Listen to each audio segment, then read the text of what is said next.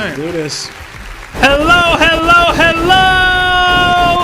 everybody. Welcome to another episode of That One Piece Talk. My name is Seb. Lawrence.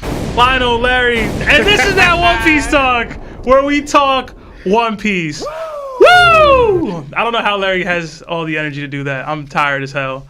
But hello, everyone. As you can see, it is an episode of just the two of us, me and Law.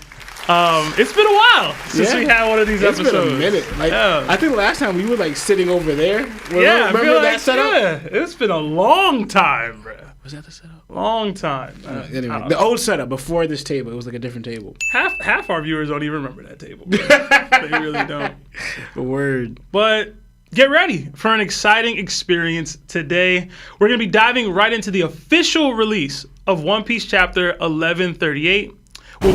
We'll be reviewing the chapter, engaging with your super chats, and if there's enough time, taking your phone calls. There should be enough time, as it's only me and you today, but this is a pretty huge chapter, so we do kind of want to hear what you guys got to say about it. But it's going to be a good episode, as always. Sorry again, Larry's not here. He's on vacation. And Lionel, stuff came up. That's all I can really say. Without diving deeper into it. So Lionel probably ain't going to be here. Loki got played, but yeah. Yeah, it ain't Lionel's fault. It ain't Lionel's fault today. But all right, if you haven't supported us already by liking this video, please do so. If you wish to interact with people like us, we have a Discord. If you'd like to join, if you can't watch us at home, watch us on the go on Spotify or Apple Podcasts. Also, don't forget to rate us 5 stars and leave a nice comment. Doesn't have to be a nice comment, but we like those better. It does help a lot. We will read all of your super chats organically. They will not go unread. And we apologize in advance if we don't get to them on time. If you want to send us mail to open up on our live stream, our P.O. box is in the video description below. I think somebody reached out to me on Discord today saying that they're going to send us some stuff. So that'd be pretty cool. Yeah, okay. I'm excited for that. Thank you guys, as always, for supporting us. Now let's say what's up to chat and then read some super chats.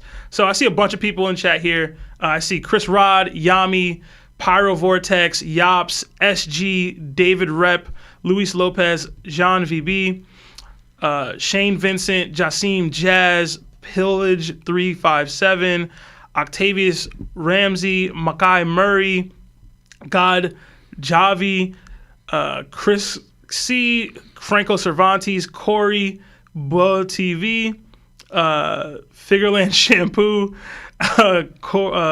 Monkey D. Jiraiya, Caleb, NYC Anime Nerd, Playdead, Dempsey Roll Epo, Elio, Mamoka, Gila Free, Lethal, Riasat. Just so many y'all. Mike Super's in the chat. What up, Mike? Just so many y'all. Patty Melts. Hit that like button if you haven't already. It does help greatly with the YouTube algorithm. Okay. Sorry, I thought something crazy just happened. Anyway, we got a $5 super chat to start us off from Luis Lopez. It says, if you had the ability to eat 2 devil fruits like Blackbeard, what would they be? I'm going to assume you don't have to eat like the Yami in this scenario to get one. You know what I mean? To get an additional one. So, what are your 2? Well, definitely the... I'm going to call it by the name we know it as, the Gomu Gomu. Okay. Right? The Gomu Gomu and...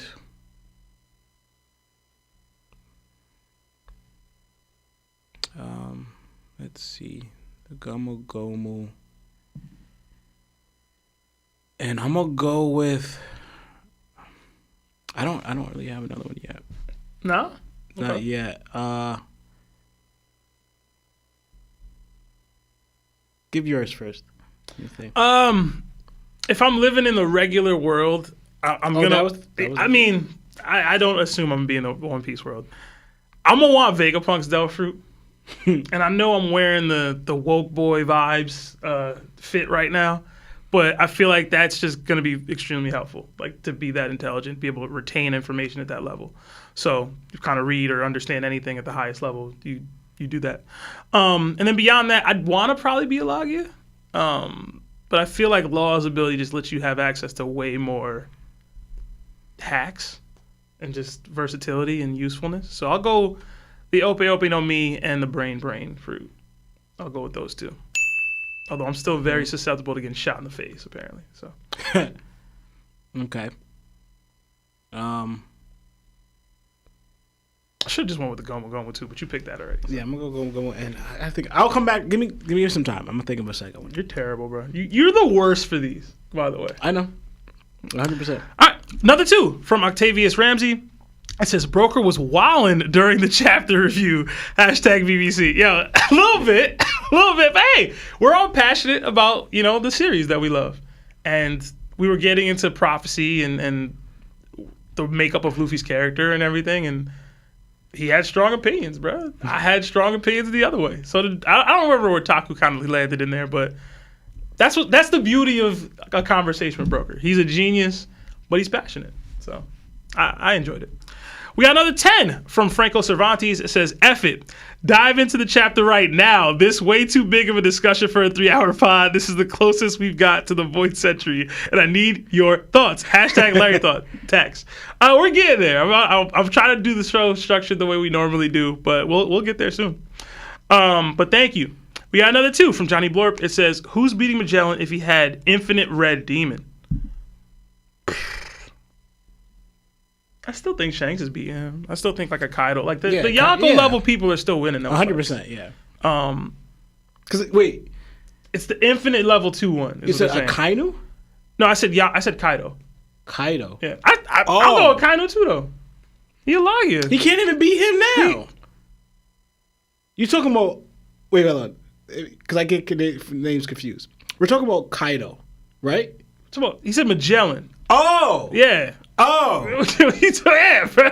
I don't know why I heard. I said Kaido as an answer to like who's beating Magellan, but it's Magellan with infinite level 2. Oh, okay. Yeah. I was about to say you out your goddamn mind, but Kaido can't beat Magellan right now, bro. Yeah, I was tripping. I was hearing something else. Are you good? You good? But yeah, the top tiers are still winning. Like you know what I'm saying. I'm wondering how like a king kind of would. Factor in because he got the flames. I don't know how poison would work with his ability and his like Lunarian, skin. I don't think it would pierce it. I don't know. I mean, level 2 is supposed to burn through whatever, right? I don't know. Yeah. But we got another 5. It says from Anthony Herrera. It says this brothers are here. The fist emoji. Seb, how you feeling about last chapter's last panel? Last chapter's last panel. Is it wild that I don't remember what it was? Is that crazy? Is that a crazy? No, I'm gonna go check it out right now myself. Oh yeah, it was the reveal of Shamrock. I was with it. I enjoyed it. I know they trolled me a little bit because I used to come at Shanks for snitching and stuff. But yeah, he did. He used to come at Shanks. Listen, I always said I need the paperwork. Once I get the paperwork, we'll be good. I didn't want Shanks to be a snitch. I was happy that this development took place. But if he was talking to them people in that room, that's snitching, bro. And I don't play that. I don't. And I don't care if you Shanks. I don't care who you is, bro. I don't care. Fortunately, the paperwork cleared. You know what I'm saying? Paperwork party for Shanks. He's safe in these streets. But when he wasn't, he wasn't. And that's the game, bro. That's the game. He was talking. I thought he was talking to them folks. I ain't like that. Now he not. So he back on my good graces. That's it. That's all right. I want to know the first person that noticed this, like how you didn't see the scar. Mm-hmm. Like your observation is top notch. Like you know what I'm saying? I mean, because like not crazy. That's not something. That's something I would have glossed over. Not paying. Oh, I don't see Shanks' scar from the other side. the little sliver that you would see a little mark of it. Like you noticed that. I was like, oh, that's not Shanks. You know what I'm saying? But yeah. Mm-hmm. Hey man, Shanks beat the rat allegations, and I'm proud. I'm happy for him. Yeah, because Sebastian was about to personally lock him up. Hey man, I don't play that, bro. I don't play none of that snitching stuff. Talking to them folks. Anyway, crap, I lost my place. There's gonna be a lot of that today, y'all. So I'm sorry. We did get another 5 gifted memberships from Roy Stokes. So Roy, thank you so much for your generosity. Throw the Nakama fist up in the chat if you are receiving these. Another 2 from my guy Mike Super 17. Mike, you low-key owe me money, bro. I ain't forget. It says, I'm chasing people on my gusto for Larry Tax's hashtag Strati. Yo, Strahd popped up in the stream the other day, bro. I was mad hyped to see Strahd. Hey, how you doing, Strahd? But shout out to Mike Super 17. We did get a $100 super chat from YoungBull Trent. It says, yo, what's up? Seb, happy we came to an agreement on our bet, and also can't wait for a great episode. Can't wait for a great discussion. Y'all stay blessed. Hashtag topped on top. Hashtag Larry Tax. Hashtag Seb loves Sabo. No, I don't. Hashtag Law loves Marco. Yes, he does. Soon, anyway. Soon. Yeah, because we done totally. I don't know. They didn't announce it, but I kept track. I was in Ghana. I was reading them super chats. I was reading and keeping pace. We reached our super chat goal for the twins to glaze Marco and shade Odin. So prepare yourself, Lawrence. I don't know if we're doing it this stream, but I ain't gonna have time for all that. We should probably do this stream for you anyway. But thank you so much, YoungBull Trent. With this chapter going on, no, we can't do that. Me and Trent made a bet about the Garling scarring Whitebeard. So I have to talk to Larry about the actual bet. Trent, that's I don't know which way you went. He went against me, against how I look at it. Oh, because then he went with Shamrock doing it. No, he just said not Garling. Period. Oh, so okay. Yeah. So if it's not Garling, I'm taking the L. If it is Garling, he takes the L. Looking forward to winning that one. We got another 5 from Big Mike 33. It says, can't believe Larry and Lionel missing this insane chapters. For real.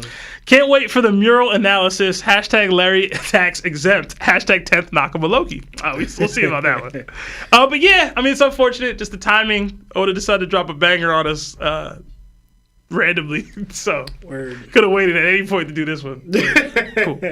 Another 5 from Terrence Matthews. And we'll get back to the chapter itself soon, guys. Trust me. Another 5 from Terrence Matthews. It says, people online are saying Roger is this with Emu and said, I'm supposed to fight this guy. Oh no, LOL. Did you read that last week? I swore Terrence said that last week. Said what? Wait. That same exact super chat. I'm confused. Roger. Yeah, people are online saying Roger saw this with Emu and said, I'm supposed to fight this guy. Oh no, LOL. Oh, no. Yeah. I swear he said that last week. Maybe I'm tripping. Roger wouldn't say that. Why? What the heck? Roger would have been about it. He laughed, yeah. He'd have been about it. Word. He would have came out Emu's front door. People still disrespect Roger to this day. Another 10 from Project Iceman. It says, oh my gosh, I know what the mural at the end will lead to. Wait, someone is breaking down my door. Automated message. On behalf of the Church of Larry, this comment has been deleted. Hashtag Larry tags. Y'all are terrible. We got another 12 pounds from Ben Lowry. It says, what's up, boys? Haven't donated in a while, so I have loads of Larry tags piled up. But have you guys noticed that it's King Harold's sword that is in Charule's head? Hashtag Larry tags. Hashtag take the kids. Hashtag where's the DDT gone? The DDT is coming back. Trust me. Yeah. And I did notice that supposedly they do look very similar. Like the handle or the hilt of it resembles that in what's in Jarule's head. But to me, it's like, unless they specify like it's a special sword, you know, swords tend to look alike. You know, like for example, case in point, Shanks' sword looks very similar. The hilt and handle. But very similar to his brother Shamrock's sword. You know what I'm saying? So it could be King Harold's sword, which would like they're hiding something, but it could just be like a similar style. You know, broadsword. Okay. It could be. We don't know yet. But interesting notice. Yeah. And then one more before we get back into the chapter from Big Mike 33, 1 month Nakama status. It says Zoro fighting Shamrock, 3-blade battle thoughts. We'll get into that a little later, but I do want to shout out Broker. The second the Cerberus existed, he had already mentioned that he sees that Shamrock would fight Zoro, but the second the Cerberus thing popped up, he was like, "Oh, that's a Zoro opponent right there." Like before we even saw the blades, he was like, "That's a Zoro opponent." So, shout out to Broker, bro. But let's get back into the chapter itself, and we'll start with the cover page. So, What's like? We just. Yeah. I don't know, man. I can't do all that. He does it. We got another. It says. Okay, so today's chapter is titled "The Harley." We are right back in with Yamato's pilgrimage. The caption at the bottom reads, "It was who's who all along." We see who's who and his feline gang chilling in the hideout drinking sake. They have courtesans bringing them food and drinks, and who seemingly has Yasue's sword, the one that Kinemon gave Yamato to bring to the shrine in Hakumai. What are your thoughts about this? And I was going to say we start with Lionel, but he ain't here. So I honestly didn't give it much thought. Obviously, who's plotting something or planning something, you know. We don't know yet why he's trying to do it. It's just, this is what he knows now. He fully adopted a full on from, exiting out of becoming a world government agent to the underworld life. So he wants to keep someone in power. So he's just still trying to find ends meet with his own scheming type of things. Or like, what he's planning with the sword, I don't know. I didn't dive too much in it, especially with this chapter going on. Mm-hmm. To me, it's like, it just reminds how slow this cover page is going. But yeah, so I didn't really take much thoughts on this. Mm-hmm. For me, I didn't have much either. I always like seeing who's who, though. He was one of my favorite Beast parts. I mentioned that a couple chapters back. And the feline gang is I mean, they're not cool per se, but who's who be having hoes with him, and I like that, bro. I like that about his character. I wonder if they kidnap these courtesans, if that's going to be another element of this thing, or if they're just there of their own volition. I do also wonder, like, if there's going to be a straight-up fight, or they're going to try to sneak and take the sword. Because Yamato does still have Tama with her. So I don't think, and she's already, like, doing the, looking across the, like, I don't know if she's about this, like, oh, let me fight everybody. Right. She's probably going to be in more protective mode or stealth mode, potentially. Maybe we see a Raizo appearance for that reason. I don't know. Or maybe Tama shows off some kunoichi skills. I don't know. But for the most part, I didn't have much. It's always good to see who's who. And he's going to be referenced later in this chapter based off of some things that we saw, for me anyway. So, yeah. All right. We'll get back into Super Chats briefly. But we do want to get into the chapter, so we won't take too much time on the Super Chats call. All right. So, we get another 5 from Wise Life Jody. It says, "Yo, fellas, how are you guys doing?" With the praying emojis. "Seb, you got to say, same reason you hate Sabo is the same reason you love Blackbeard. Who would be the 4th emperor if Cross Guild never got together?" A lot of things would just have to be different, right? Like, one, we might just not have one.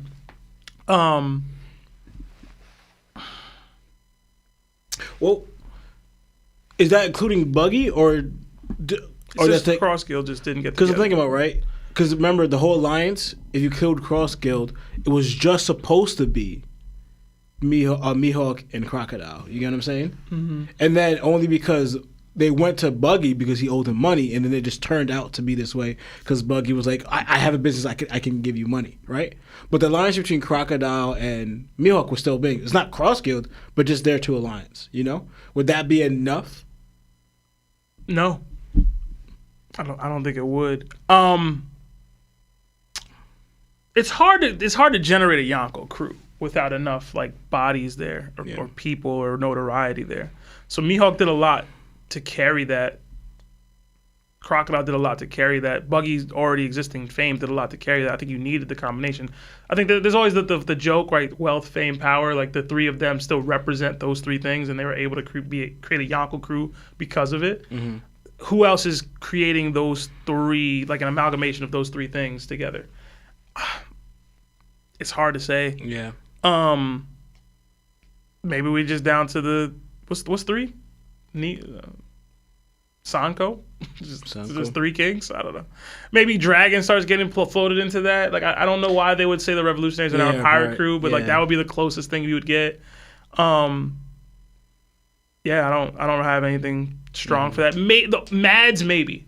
Like maybe, like you said, if you exclude Buggy, but you still like maybe have Mihawk or something is linked with Mads, or Crocodile links with Mads. Mm-hmm. We'd have to see more from them though, because right now it's just Caesar and Judge. Like we'd have to see how that becomes a thing or sprawls into something more, right? Like maybe Vegapunk joins. Like you'd have to get to that level where you're just adding a whole bunch of things together to create a Yonko crew, but nothing organic, nothing that makes sense.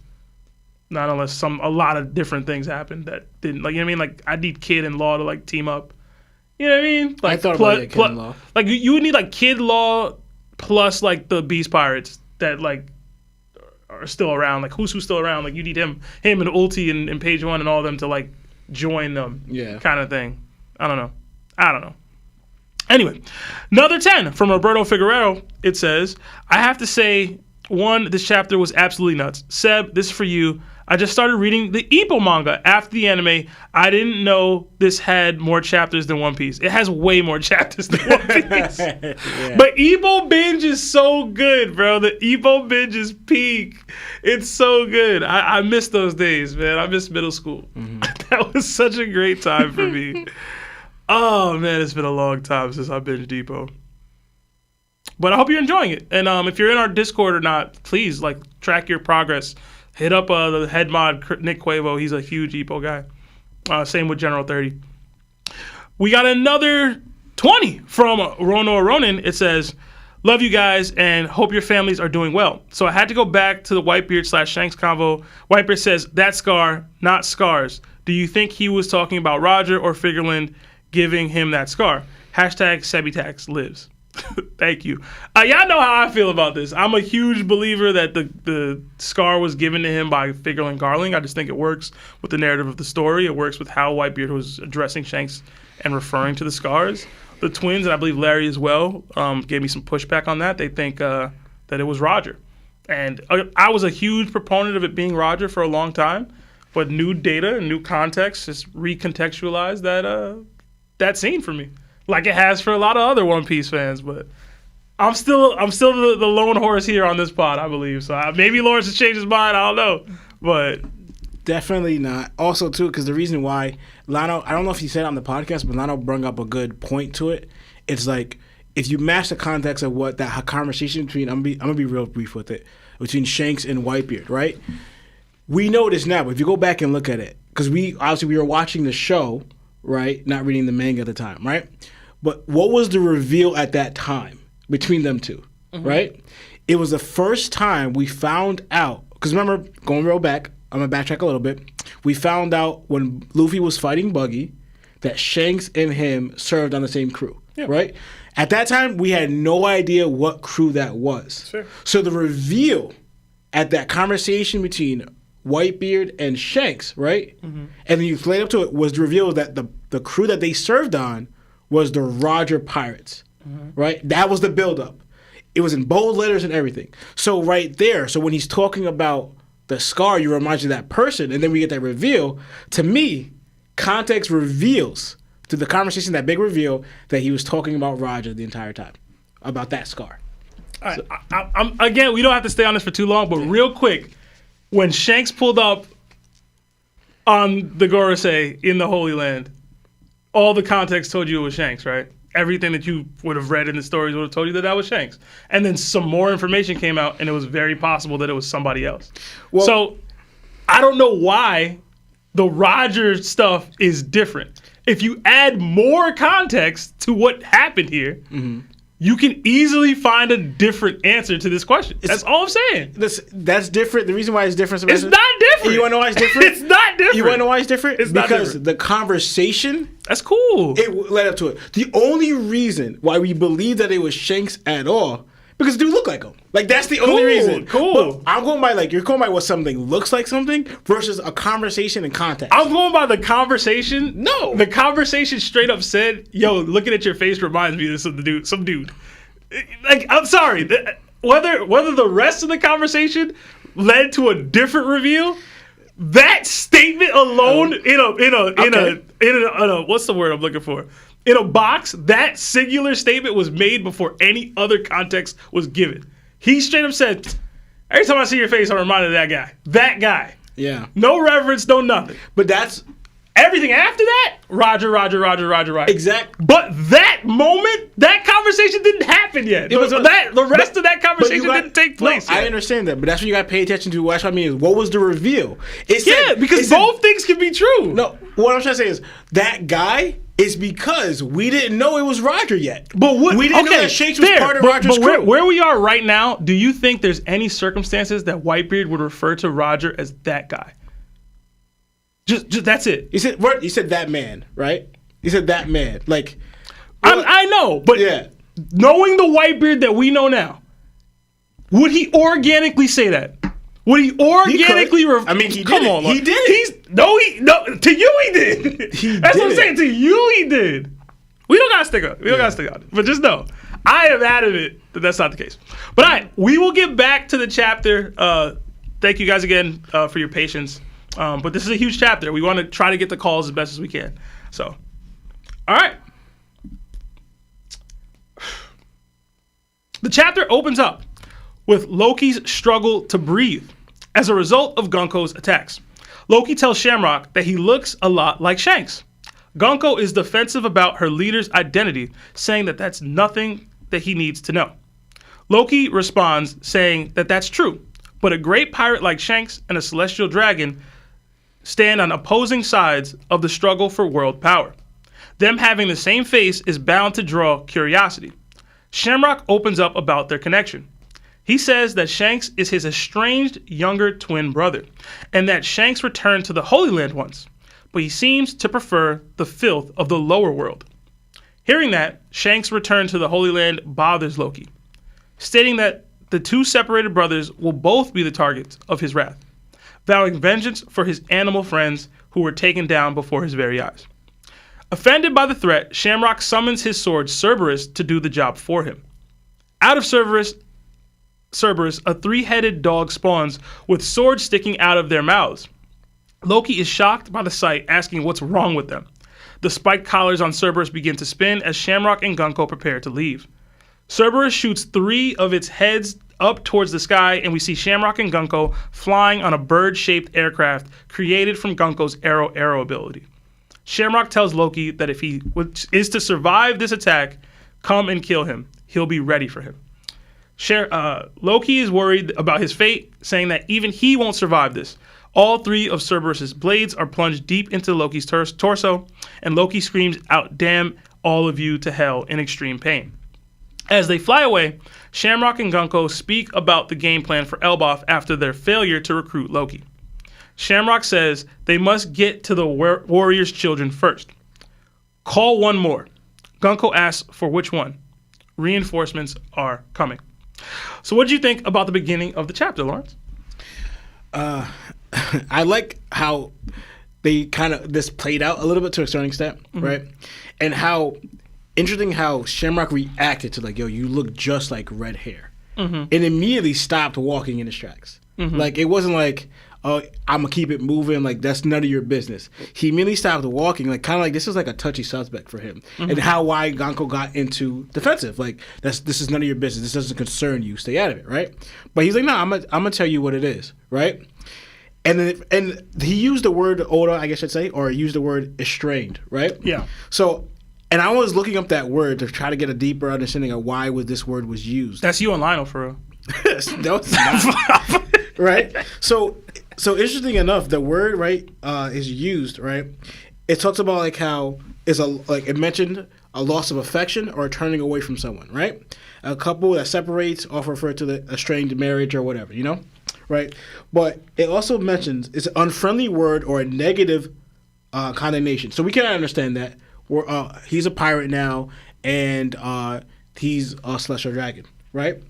But it also says it seems to just alter like an alienation affection, right? So I'm pointing to a lost affection, but also like someone sour about it, that they're growing distant, but even a hostile nature, right? So now I don't know, like, because remember, so I gotta admit, I was like, at first, I was, wrong about certain things, about how I would always bring out, like, people would ask the question, does Shanks know? Right? To me, from what the information we got, I didn't see a possibility of how Shanks would know, right? As in, all we got in the beginning was that Shanks was in a treasure chest, Roger found him, took him on his ship, right? So to me, that gave no evidence to me of where that Shanks would know or Roger would know, especially how he was a baby. He was 1 year old. So you're not really going to have much memory or what's going on at the age of 1 year old or just being born, right? And then Roger ran the baby in the treasure chest. Where would you believe this came from? Because also, too, that island on Gad Valley wasn't even like the world government or Mary Jo's. It was already a kingdom that they were kind to take the resources and kind of get rid of in itself. So what tie would it be that Roger would know or someone would know to tell Shanks there? But then I started thinking about later on about, after the podcast, I thought about later.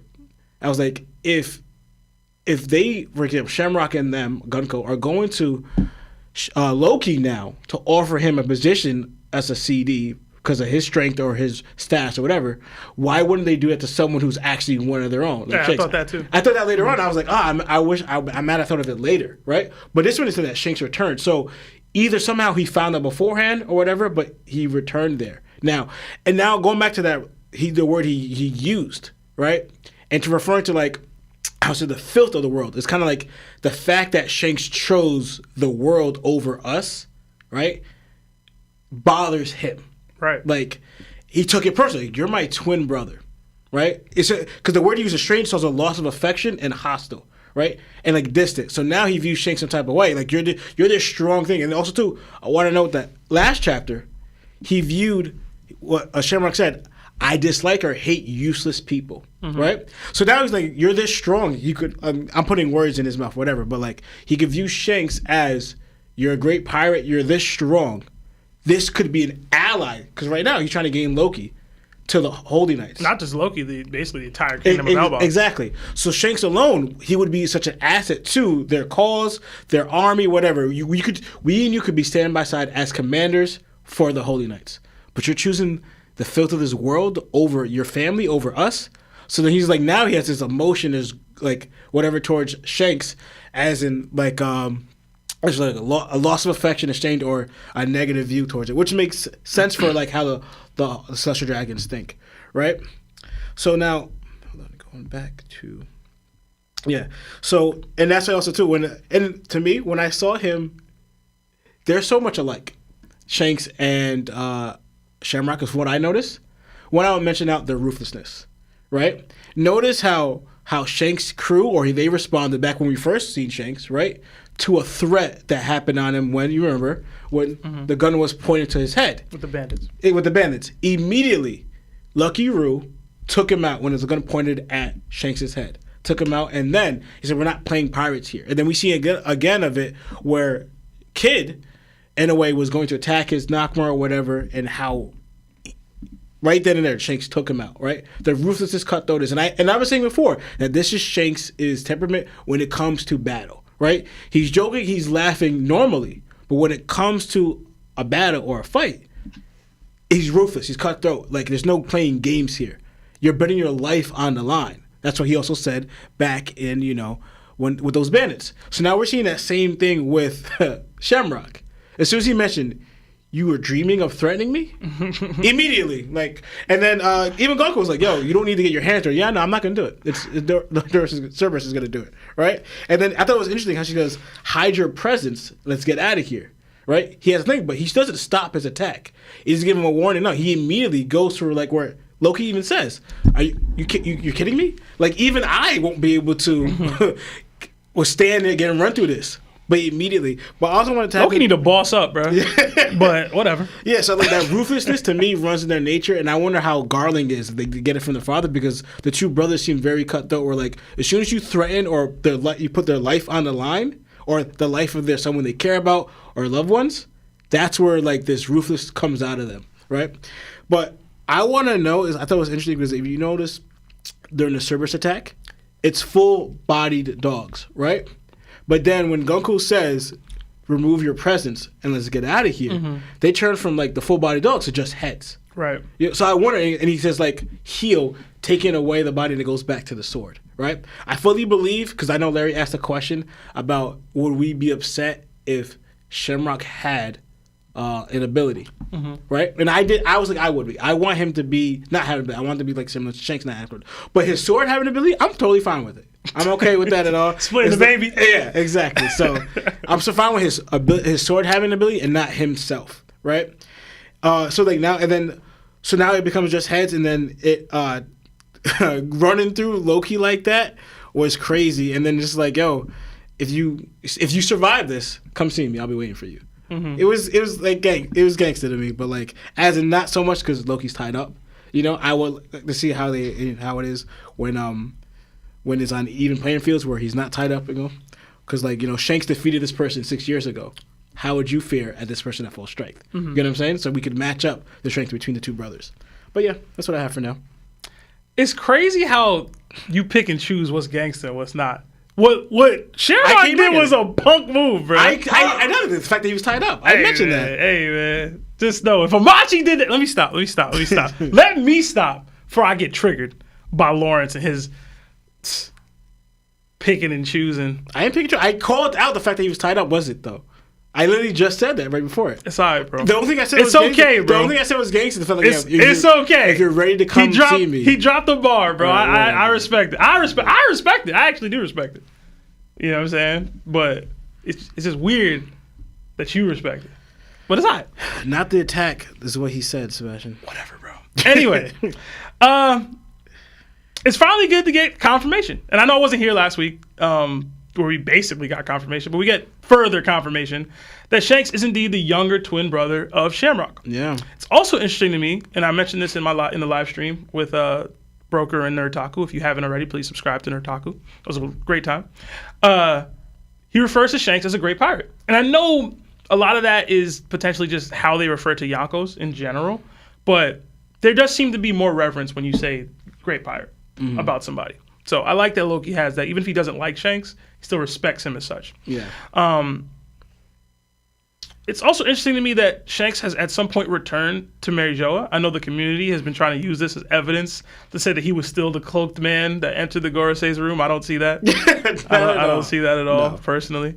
I still think it was Shamrock. Because also, too, we don't know the time when he did it. It could have been early on, like right before he became a pirate. Bro, we don't even know if he actually did.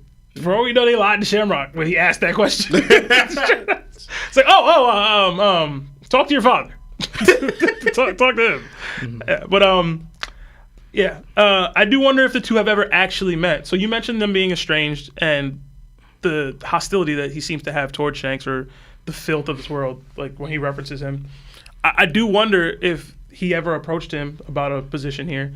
And like, if he did go to Mary Jo, like, was he being courted? Like, was it like, yo, like, this is what your life could be like, right? And how long ago was that? Was he already a Yonko? Was he just some pirate? You know what I mean? Because to me, my headcanon tells me that recently, when Shamrock went there to talk to the Gorosei, he went there to talk about Shanks. And the fact that he has a dude who looks just like him in the world, and that's where he discovered about Shanks. That's where he learned the information. That's my headcanon. That could very well not be the case, right? But that's just kind of where my mind goes with their interaction. That's my headcanon for their history there. So potentially he sought out Shanks, but that would be already Yonko Shanks.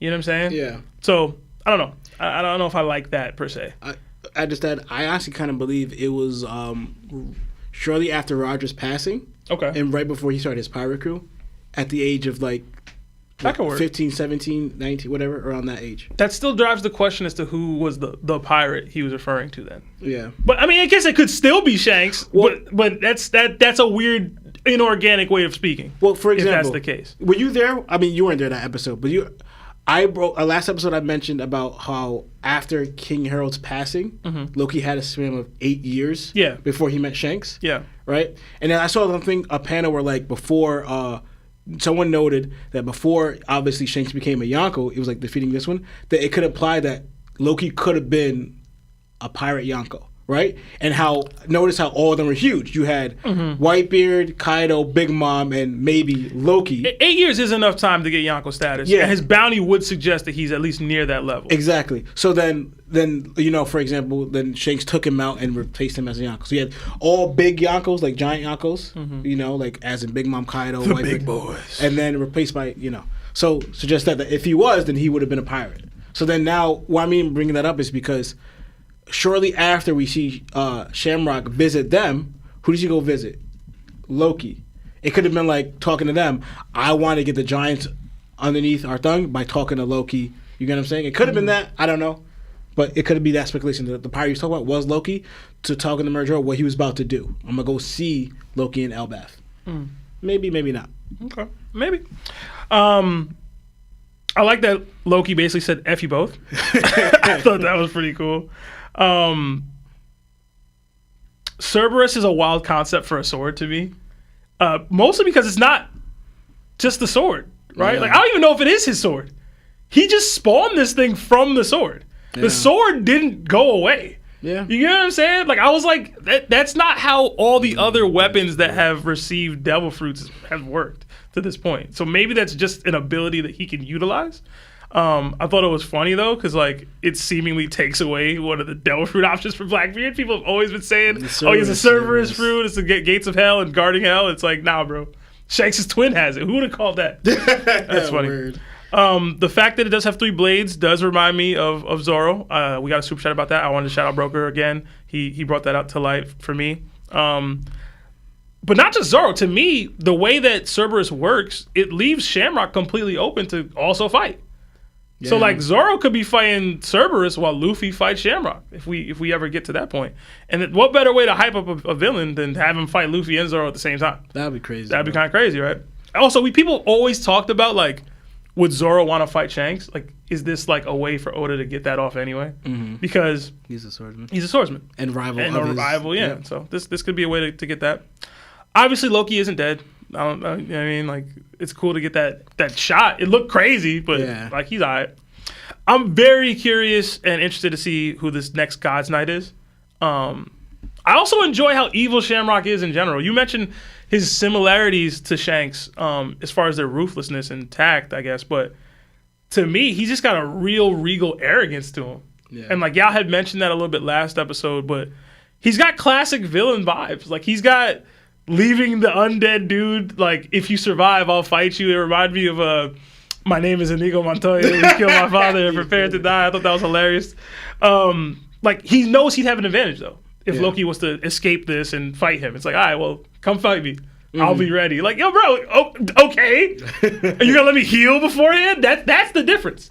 Shanks out here asking if Kid is good weeks after his fight. Yeah. He like, yo, come see me, bro. Even though I know I just put mad damage on you. You know what I'm saying? Come see me. He's talking about kidnapping children and using them potentially as pawns and leverage. Yeah, that was crazy. I just really enjoy my villains to be villains. And One Piece does that a lot. Like, Oda don't be trying to make these dudes sympathetic. There's nothing about Shamrock right now that's sympathetic. There's no, like, he's like Shanks. He looks like Shanks, cool, but he's like the polar opposite as far as being a douche. You know what I'm saying? Yeah. I love his design, though. I didn't get to say that, like, last week on pod. Dude, I think he looks dope. People are talking like, oh, him versus Shanks, like, who's doper looking. To me, it's Shamrock. I don't even think it's close. He got that on, bruh. He fly as hell, man. He's fly, bro. Yeah, that's because Shanks also kind of looks Shanks looks bum. He a bum, bro. Shanks look like a homeless person 9 times out of 10. This dude's shining, dog. Yo, man in the Iron Mask vibes. I'm the king. Yeah. You that whatever, bro. I'm him. Shout out to Shamrock, bro. It is crazy though too, but like we get the Shanks, not that we all wanted, but without the scar and 2 arms. Yeah, you know what I'm saying? The Shanks y'all always wanted. The Shanks I always wanted, man. He's evil. Yeah. It's the Shanks I always wanted. All that Luffy fanboy, we're going to get to it next part of the chapter. F all that, man. Ops on the radar. And Larry should be happy. Yeah. He dipped off. So, Well, I don't know where he dipped to, but... I mean, he should be coming back, too, but we'll see. We'll see. Larry ain't never happy, bro. Right. We'll pause there to jump into a couple more super chats. We did have a couple come through while we were chatting away here. So thank you guys for your patience, truly. I did want to shout out one that we just got. It's a $50 super chat from Fran Baltazar. It says, the jokes Larry was saying last week about immigrants, ICE, and them not paying taxes is not funny. People are getting canceled, fired from their jobs, and getting death threats. Don't let that be you guys by one person's mistake. Don't joke about it. That's fair. We try to make light of things on this pod. Yeah. We never have any kind of negative connotations that we're actually trying to send out to people. So if you guys are offended, I'll apologize on behalf of Larry. I know he doesn't take any of that stuff to be a joking matter, even if we do sometimes make jokes. So, sorry again. Yeah. All right. We got another 10 from Isaiah Mayo. It says, we are officially on baby watch any day now. Also, Larry, I'm coming for you for not dropping Spotify on time, and I know that's why you're not here right now. Carter Frederick Mayo, hashtag WSEB. Larry on vacation, man. He don't got time to be putting out all the Spotify stuff. He's the one who handles all that. He didn't leave any of that to me to do, so you're going to have to wait, bro. My bad. We got another 10 from Alan Turner. It says, I'm just saying, Shanks ain't in the clear yet. I won't go that far, but the paperwork does seem clean. Okay, it seems clean. That him going back and returning, we gonna have to see what that says too. But the paperwork seems like it's okay. He good in the hood for now. We got another 27 months at Nakama status from Mr. Prince. It says, I'm glad it was Frankie that saw it. Me too, and we'll get to that later. We got another 5 from Nate D. It says, today is my son's 10th birthday. Happy birthday. I told him instead of gifts, he should celebrate Larry Summer going on this thick Latina purge. Okay, that's a weird thing to tell your 10-year-old son, but we'll take it. Hashtag all hail the tax. Hashtag Hurley takeover. Lionel not here. We can't call it that right now. Yeah, bro. But thank you, and teach your son better things, because that was wild. Another 10 from Squeak JD. It says, wow, I caught it live. Much love, guys. Hashtag Seb got flown out. No, I didn't. I definitely had to pay for my ticket, bro. And it was expensive. But thank you. Another 2 from Soga God. It says, Frankie right now versus pre-time skip Zoro / Sanji 1v1 each. Hashtag good to see you. Good to see you too. Who you got? It says Frankie versus pre-time skip Sanji and Zoro? I think it's a 1v1 for each of them. So him versus Zoro, him versus Sanji. Who would win either of those fights? Pre-time skip Zoro and Sanji versus Frankie now. Yeah, but it's a one-on-one. Yeah, we got to this discussion before, remember? I think so. I'm going Frankie, dog. Yeah, you could leave. I wouldn't fight against that. It could be Frankie out here one-side Vice Admirals, bro. I'm going Frankie, bro. But I do think Zoro could probably... He basically a pacifista, but better. Well, I'm guessing he got the upgrade, like whatever that hard. Because if he's still the same way he was last time, like the same, like I'm talking about like arm metal or whatever, Zoro's cutting through that. But if he's at that time, what the pacifistas were, because Zoro wasn't real fully cutting through that. You know what I'm saying? Give me Frankie, bro. He beat Sasaki. If you're gonna tell me that Zoro could beat Sasaki, you're crazy. Sorry. It's about getting cut through. It's like, but he was able to be cut through versus Sasaki too. He still dealt with it. That's my point. You know what I mean? Like, end of the day, okay. I'm fighting stronger comp than you are. Yeah, you're right. You get what I'm saying? Yeah. Another 10 from Poda. It says, since Larry ain't here, I'm going to pay my TOPT tariff. Do you think Ja Rule is actually faking his memory? He is the one who invited the Celestials to Elbaf, in return making him a Celestial. Hashtag Larry tax. No, but simply because why he's still here. Yeah. And not even just that, he doesn't seem to be like living lavishly. You know what I'm saying? Like he's kind of just old and doing it. I mean, maybe we don't know enough yet, but I don't think so. And also, too, why would they go about going to Loki instead of him? Right. You know what I'm saying? If he's a Celestial, like, and in charge, supposed to be or whatever, like he's not doing enough to influence them towards the world government. Yeah. At least from what I've seen so far. So no. Or he made this deal. He's just not doing his end of the bargain. Like why? Like why aren't Shamrock and Gunko pulling up on him? Like, yo, bruh, handle business. So I don't think so. Like they're talking about taking up the kids, unless I don't know. Yeah. They ain't say, oh, let's go link up with Ja Rule. They said we doing all this other stuff, bro. We going out our way to look for Loki. They ain't even asked Ja Rule where Loki at. I don't know. I don't see it. Another 2 from Alex Santebla. It says, didn't expect Shamrock to have a Zanpakuto. LOL. Yeah, some Bleach vibes there. A little bit. Another 5 from Rhett Pressler. Do you guys think Shanks' sword has a devil fruit or as well, or even an awakened devil fruit like Shamrock's sword? I hope not. I hope Shanks is pure hockey. Yeah. I hope it's all hockey. Yeah, I don't think he... Yeah, I think it's just hockey. No ability in sword or himself. Another 5 from Rono Ronin. Luffy got enough shine with fighting admirals in Gorosei. I think it's time for Zoro to shine fighting Shamrock. Hashtag Sebitex. Hashtag Law takes the shades off. It's not gonna happen. Hashtag topped goats. Thank you. Thank you. Luffy always gonna get shine, bro. Yeah. There will never be a time. There'll never be a time where Luffy not gonna be shining in comparison to everybody else. Oda legit is calling him the sun, so yeah, he gonna shine. He gonna shine. But I can definitely see Zoro versus Shamrock, or at least I have my little they both fight Shamrock for a second.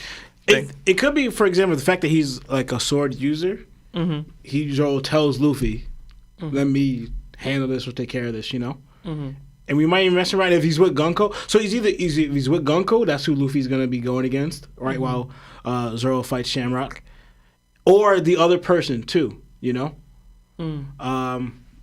I'm not sure if Sanji's gonna, or if another person. It might be Nami's not being Gunko right now, though. You know, honestly, I don't see that. But yeah, we'll see. Well, I mean, maybe. We got another 2 from Larry Lover. It says, "Hi, Sebi. Your man's ain't here, bro. Don't be trying to throw nothing my way. Right. Don't do that." Another 280 from Del Kepka. It says, "Tell Anwar that Ethan is his daddy." I don't know what that means. Okay. Anwar? Who's Anwar? Who's Ethan? Who's Ethan? Yeah. I don't know. Thank you. Another 10 from our boy Fexer. What up, Fex? It says, "Need a 24-hour stream for this one," with the dead face emoji. Hey, man, if you create one, I'll pop in for a couple hours, man. Paid for this with my Mihawk stocks, and they're going up. Shout out to Fexer. I mean, I don't know how you would be stumbling upon our channel and not know who Fexer is, but subscribe to Fexer, the ultimate Mihawk glazer. It doesn't matter what happens in these chapters, he's going to find a way to make it about Mihawk. So, you think he read that new article that I sent you guys about Mihawk? I didn't even read that new article you sent us about Mihawk, but okay. I'm sure Fexer has read it. That you're going to want to read that, Fexer, and it's gonna support your glaze, but also use reasoning too. But Oda, talk about reasoning with Mihawk glaze and Fexer. It's not happening, bro. He's a Roger is a Mihawk victim person. Okay, yeah, there you go. It's no reasonableness. Yeah. There answers that. We got another 5 from Gerardo Ramirez. It says, "Is the Yonko system kept end of series when Luffy is Pirate King? Who would be your 4? Who would be the Yonko excluding Pirate King Luffy? When will the Larry tax W2s come in?" They should be hitting mail soon. I know we got that report from the IRS. So, in regards to the Yonko system, we had a similar question recently, if I remember correctly. I like to think that there would be no Yonko system unless Luffy was gone. But that's just kind of where my mind goes with it. So, because the whole Yonko thing is the who, you know, in front running to become the Pirate King. If there is already one, I guess whoever was left there in place, maybe you keep your title or you don't. That's either you lose it. It's a fake title. Like, what's the point of being the Yonko? I'm one of the 4 kings, but there's a guy who's actually the Pirate King right now. Like, they weren't calling Whitebeard a Yonko when Roger was. You know what I'm saying? Yeah. Like, I don't think the titles work. Like, the point is defeating the Yonko and supplanting them, like overcoming them.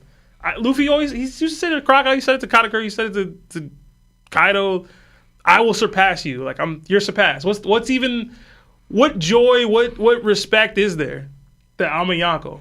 Yeah. And this dude defeated me and now he's the Pirate King. Yeah. Well, and the thing about it is, like, even who they would be, like, Shanks would be out of the picture most likely. Blackbeard should be out of the picture if this is the case. Like, now we're talking about the also Rans that were like a whole step behind those dudes that Luffy already defeated to be like, what do we do? Buggies? Yeah. Like, unless it's Buggy and Foxy, and like, who cares about that? So yeah, and then also too, when we go on with the show, the One Piece is the way you're supposed to fulfill something like this. We're gonna get into later on. Once it's fulfilled, in a way, there'll be no reason for it. You can still be a pirate, but no reason for... Because that's the thing, though. The Yonko system is... One, it was originally the 3 great powers, right? With the Shishibukais and the world government / Navy and the Yonkos, right? But it's like, these people dominate 1/4 of the world, right? Or 1/4 of the new world. Mm-hmm. who doing that? If Luffy just overtook the world and did this and found the One Piece and did the thing, who's okay? But I still got my corner of the new one. Who cares, bro? Yeah, I don't see it. Especially now with the flooding. Nah, the flooding, and then were you not involved in the Great War? Like, it's I can't see it, bro. Mm-hmm. It's gonna be sad though. It's been such an epic title for so long for that to not exist anymore. Be kind of wild. And then we'll go to this one, and then we'll move on. Another two from Gerardo Ramirez. It says, "We better get the apology when Seb is proven right." Regarding what? I'm probably the Garling Scar thing. We'll see. Did we agree on an apology? What did we agree on? I don't remember what the you wanted an open apology. Yeah, it better be heartfelt, bro. I want tears. You're not getting that. I want tears, bro. I want you to bow down, bro. All right. I'm not doing that. I need full Fujitora. Not doing that. With at Dressrosa vibes, bro. I'm not doing that. That's what I need. Nope. That's what I require of y'all. Nope. And I'm gonna wear my princely garbs. I'm gonna wear my Ghanaian princely garbs that day. That wasn't part of the original. We ain't shaking on it. Right. It was. We'll move on. They ain't gonna apologize, bro. They never do. Anyway, all right. We'll move back into the chapter. The chapter transitions into Ōrost Castle. Luffy, Zoro, and Nami are speaking with the giant guards that Yonko and Shamrock attacked chapters ago. One of them is explaining that it was Shanks that attacked them, but Luffy is adamant in his disbelief of that as a possibility. Luffy immediately guesses the truth, that it's actually a lookalike that must have done it. Nami laughs at how much Luffy trusts Shanks. Luffy compares his flashback savior and mentor to Nami's and mispronounces Belmer's name. Funnily enough, the notion of Shanks having a brother is suggested, and Luffy ponders on it, admitting that he's never heard Shanks talk about his family, only that he was a pirate on a ship ever since he was little, and that ship must have been what Shanks considers his family. That ship being the Roger Pirates, aside from Buggy, of course. As Luffy makes these statements, we pan to what seems to be the mysterious figure at the end of chapter 1132, making their way to the entrance of the castle.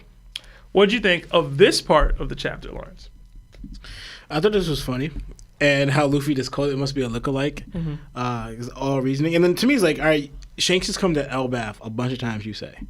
You didn't notice? I guess maybe you didn't see it clear of his face. It is, that kind of just resembles him. And maybe you're getting beat up, so it kind of like, you're just going off of Vake and he's wearing a hoodie. But it's like, you didn't notice that this person doesn't have a scar? And maybe, all right, if he's wearing a cloak, you might not see the other arm, but it's just like, come on, man. Right? And then I just goes because of going by what you see, right? But yeah, Luffy's belief in knowing his character, it would make sense of why Shanks wouldn't do this. But the fact that Luffy said it must be someone who looks like him, right? I thought it was funny. And they're trying to reason it out. And what I was going to go into... and to me, Lana brought up something, and I thought it was funny too. Going back to how Luffy brings up Belmer. He left during that story. Yo, I was in my head like, yo, low-key Luffy wasn't paying attention and wasn't there when she told the story. At all. But I'm sure it's come up again. So I can't knock it. Like, I assume all of their like most impactful moments have come up at least one other time. Right? Yeah. Like I bring up The Rock all the time. Yeah. Well, not all the time, but you know what I mean? Right. So, right. So that's what I'm thinking, maybe because, they do have a tangerine tree. Yeah, bro. And the history of that comes from your mom. But Luffy was not there at all. So, like, in my head, I was like, you shouldn't know this. Did you feel a way about him getting the name wrong? Because some people felt the way. They were like, it was disrespectful to I'm like, all right, it's Luffy. Like, you know what I mean? Like, him getting the name right might have been kind of wild. But at the same time, he normally would... we're talking about reverence. Yeah. Like, he would never... I know he met Zeph, but he would never get Zeph's name wrong. You know what I'm saying? Like, in that way.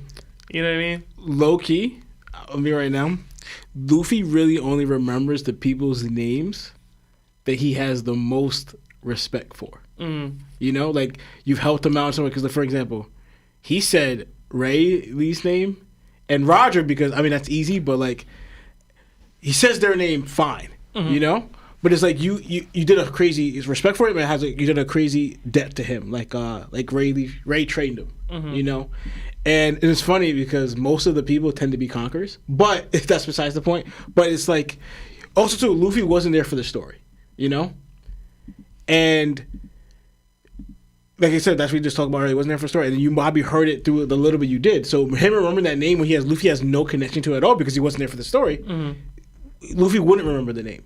You know, but he at least remembered Mare. You know, Bell Mare. He said Molly Mare. You know, but it is funny because like this, I was going like Nami's reaction because she looked kind of annoyed, right? This one looks like this chapter translation, like the most official, looked less annoyed than the other translations I read, right? This one was just like you mean Bell Mare, like you know, like correcting Luffy or questioning, right? But the other one was like it said. It's Belmere San, like kind of correcting Luffy, like put some respect on my mother's name. But this one didn't give that. So ultimately, Luffy shouldn't remember the name because he wasn't there for the story, and he probably heard it just through them having the tangerine on the ship. You know, so that makes more sense. And going into it too, he talked about Shanks talking about his brother, and the other translation too said that he must be a good guy because he Shanks his brother. I was like, I actually like this translation better. It's like. Shanks' brother? I guess that could be true. Like, I don't know nothing about his family. That one's better than the other translation I read.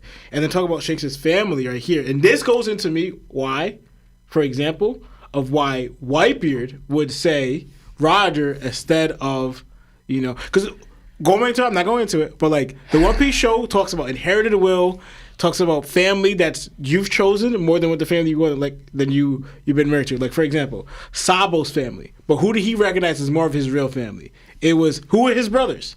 Sabo chose Ace and Luffy as his family and brothers over what his immediate family were, right? And you talk about inherited will, and then Oda made a joke about who Luffy's mother was being Don, whatever her name is, right?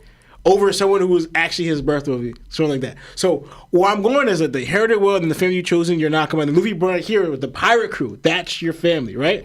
Goes into, to me, a reason why when Whitebeard would talk about who you remind me of, who that face, because also too, again, even Buggy pointed out the link between Roger and Shanks.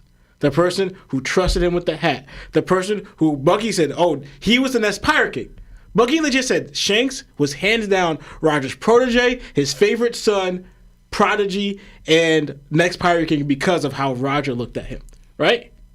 And you can see that. So if Whitebeard knew this, why would he think... We don't know. You trying to say that? So Whitebeard knew that Shanks was Roger's prodigy, okay. Right. and that he was the no, bro. He didn't know none of that. No, but Sebastian, come on, man. Sebastian. So you trying to tell me that Roger? And he immediately flashed to all of that the second the dude walked on the ship. He looked at his face and went, "Damn, Roger and the protege." And come on, Sebastian, man. It's not about he that. saw a dude's face, Sebastian, and went. You remind me of that month from back in the day. I'm asking you a question, right? So you're trying to think that no one's going to look at Marco and think of Whitebeard? That's not possible. I'm not saying that. I'm saying if you start having a conversation where all that stuff is brought up, sure, that'll start happening, right? That will start happening. And it actively did start happening when they started having real, genuine conversation. When the dude walked up to the ship and he just saw the dude's face for the first time in some years, he went, huh, and you kind of look like that dude from that one time. That's not what he said. That's not what he said. That's what I'm talking about the context. When I'm right, bro, I want the bounce. Okay. I want them. No, because you keep bringing it up. You keep harping on it. Sebastian, so I want the bounce, bro. I want your head raised low, bro. Sebastian, I'm using this to support a claim where, like, what One Piece and Oda is showing you. That One Piece kind of shows that the inherited will, like, that Shanks inherited not his family's will, Roger's will, right? His chosen family was the pirate crew. He legit chose the filth. But you're saying this as though Whitebeard contextualized all of that when he first saw him for the first time in years. Sebastian. Immediately. Sebastian. And I'm saying that's probably not how that went down. So, Sebastian, this right here. So Whitebeard's greatest rival is who? Roger, right? So someone you're going to associate Roger with after not seeing him for so many years. Yo, Lord, if you're wrong about this, you got to take the shades off. Sebastian. I'm dead serious. Yo, you can ask me to do something, whatever. But if you're wrong, the shades are coming off, Dude, bro. I'm not gonna be wrong. I'm taking them off you, bro. You're wrong. We gonna be wrestling in this. Yo, we gonna Marv, put the cameras on, bro. We gonna be wrestling for them shades, bro. Anyway, bro, dude, I'm just saying. I'm not taking my shades off. And two, right? I'm just saying. Evidence points to that. And who I believe is, especially, I'm going to do this with the context again. To the context, they brought up Roger Parks and they show this person. This might be Scooper, Bronze Caban. 100. That's where my eyes went. You see where the context, because they mentioned the Roger Parks. But you see how but you see how that came first? You see what I'm saying? They said all that first. And then Scooper came through. When the dude was just on the island, randomly, maybe it's Scooper, maybe not. That could be anybody. It could be Shiki. It could be anybody, right? But now that we have more context, it could be Scooper, Sebastian, Scopper, or how would you say his name? Sebastian. It's like you're ignoring what we didn't know at the time to the reveal we got. Bro. The only reason, again, why we got that man. Thank you, Fexer. It's so obvious it's Garlic, but whatever. Oh, so obvious. I can't. So he just, I guess, Garlic replaced Shamrock with Garlic, but it replaced Loki with Whitebeard. He just like, for whatever reason, we can't say it yet. He just rolled up to Whitebeard and was like, you know what? It just came down to the fisticuffs, and he scarred him. Sure. Okay. Sure thing. Anyway. I'm gonna put a poll up. Should Lawrence take the shades off if he's wrong? Of course they're gonna say yes. It's not even just I bet you there's not gonna be one person be like no. Somebody gonna say no. Who's gonna say no? There's gonna be somebody in the poll that says no. Probably me when I see the poll. You got a phone, bro? No. Anyway, and I think it's funny to add so you could go. It's funny how he excluded Buggy. He said the Roger Pirates, Roger, Ray, and the Roger Pirates family, except for Buggy. Mm-hmm. He doesn't count. But yeah, that's all I got. Yeah. I definitely think that person is Gaban, given the phrasing of Luffy and Oda in the panel work about Shanks' family and the Roger Pirates. I'm excited to see what Gaban will bring to the table here in Elbaf. Honestly. What can he teach Luffy potentially about literally anything? Shanks mostly. They mentioned his family. Or even just how to fight. Like, Rayleigh taught him how to be like a hockey user, right? Hyogoro taught him how to concentrate that hockey to flow it better. What is the next step for Luffy? Right? Because I don't think Gaban is a Devil Fruit user. I think obviously Luffy can get better with his Conqueror's hockey mastery and the way he tires himself out and stuff, but really it's more about control of his gear fifth. And I don't know that Gaban can really help him with that. I think it'll probably be just, in a way. I don't know if it's called it more from Scooper. Mm-hmm. Like you said, what roles he play. Mm-hmm. It could be, since we're getting lore, it could be just more lore dumping. Yeah. Like, and Roger Pirate's lore is always welcome on my end, bro. Always. And like, does he still have his axes? I'm like excited to see that. Like, I would love to. Like, we don't see axes a lot. And the one time we did recently was Sentomaru. He didn't really do much with it. So I always liked axes of the fighting style. So I'll be with that. Is he Ripley's husband? Is he the human person that Ripley has married? That would be interesting. It's very possible. I can see that. It doesn't seem that this man is Shiki, which is fine. I already said for my original theory that person didn't need to be Shiki for the theory to be accurate. Unless Oda's trying to pull a fast one on us, but I don't think so. I think that would be kind of whack. I'm excited to see Gaban now. And still, again, it still doesn't mean that Shiki won't be relevant in the Elbaf storyline here, but maybe I'm just coping. So, also, Luffy, stop fanboying over Shanks, bro. It's literally my least favorite thing about Luffy's character. He's not even fanboying, bro. It's my least favorite Defending someone who's accusing your boy of something, that's not fanboying. I don't think he did that. That's as far as you need to go. He out here yelling and screaming and comparing people to people's dead moms. Shut up, bro. Shut up. But, dude, you realize that's how they get when you, like, Roger got like that when you badmouth their friends or something like that. Luffy was about to crash out on Zoro because Zoro, you remember? Then crash, bro. I can't. Mm-hmm. All right. People talking bad on Shanks, then hook off, bro. He legit did. To Loki. Like, he legit did. He did look up on Loki. He did. Oh man, it's legit one of the more annoying things for me with Luffy. I get it. It's endearing. He loves the guy. He did all that stuff to save him. But like, I just don't like. No, it is. It's not. You don't show appreciation to the people who saved your life, Sebastian. This is why I hate you, bro. This is why right here.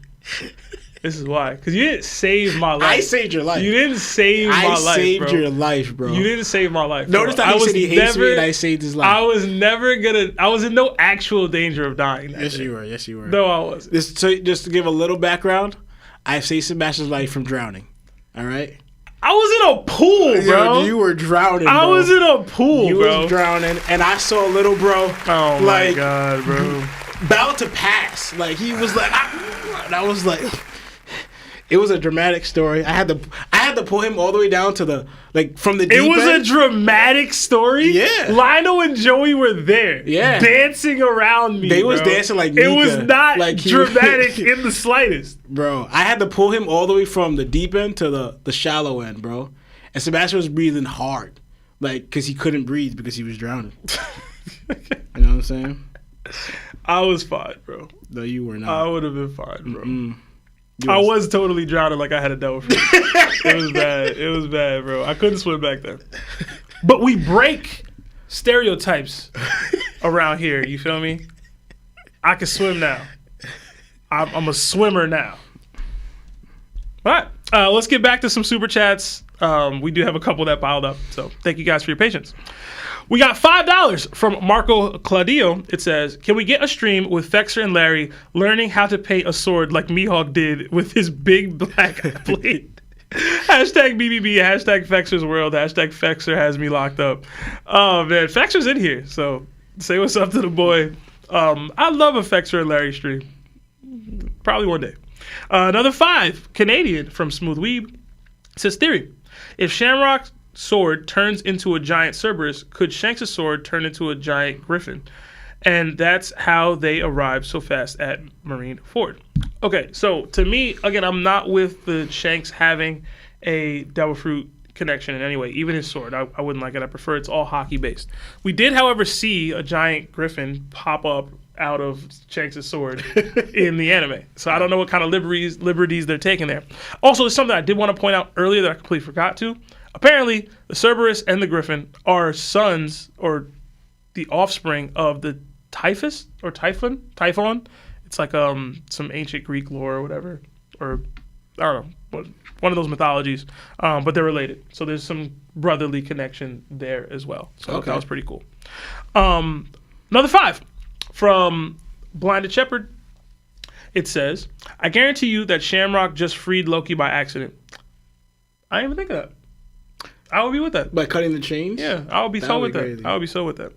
I would like it better if Loki like intentionally like angles himself to try to use the hounds to cut him free. I would just prefer that better. I don't like people like, oh, I got free because of an accident like this. I would like Loki to be more have more what's the word I'm looking for? Not autonomy. There's a word there that I'm forgetting.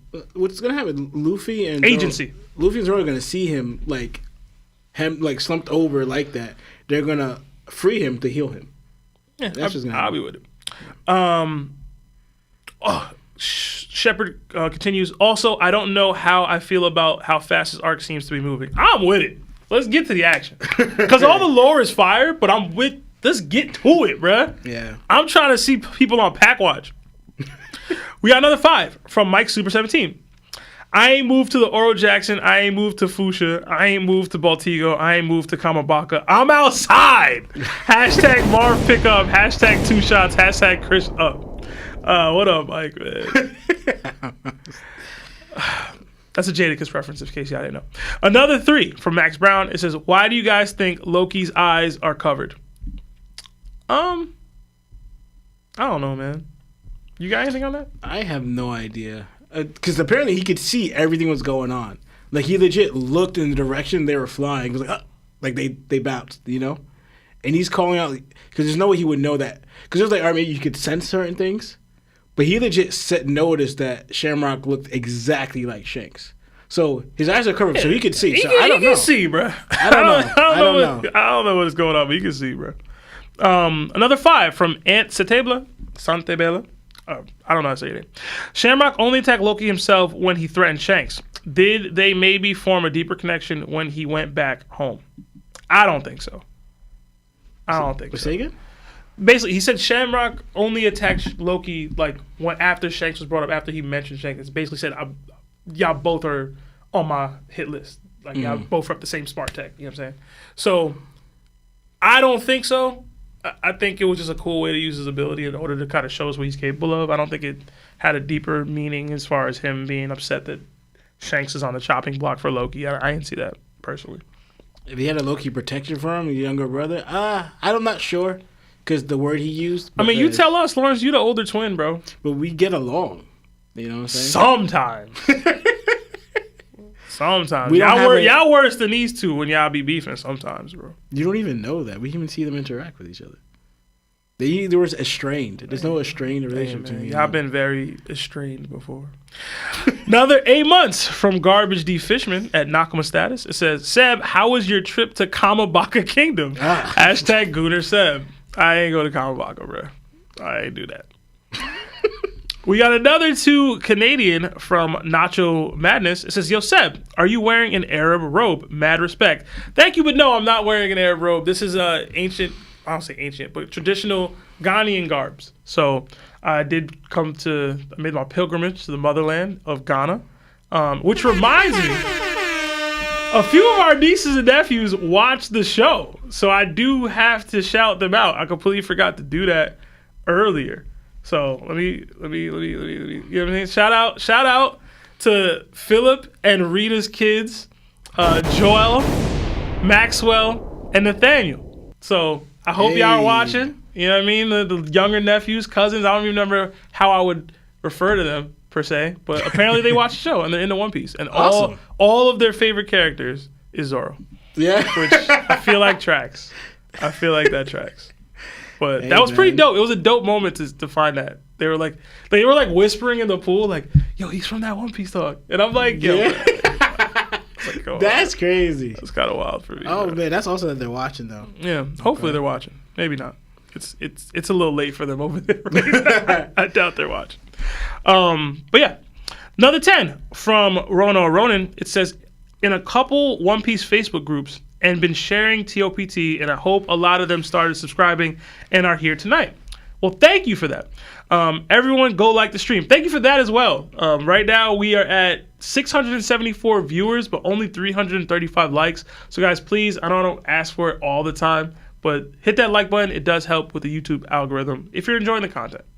A lot of us in here and not enough likes. Hashtag TOPT, hashtag GOATs. Thank you, Rono Ronan. And yes, hit that like button. Another 8 from Max Brown. Can you use hockey on a Zoan sword? Because don't they have a will of their own? And does that imply you can use your hockey to cover other people? I want to say yes, but I'm a all things are possible through hockey kind of guy. So I'm going to say yeah. Yeah. Because what was it? The sword could, in a way, bend to your will, so to speak. So, yeah. We got another 2 Canadian from Morningstar. It says, running through. Wow, Law. Yo, I thought that earlier, too. That was kind of pause crazy, bro. You said they ran through Loki like that. I was like, oh, nah. With the sword. Hey, y'all tripping. Hey, man. Yeah. Hey, man. Didn't Loki say that himself?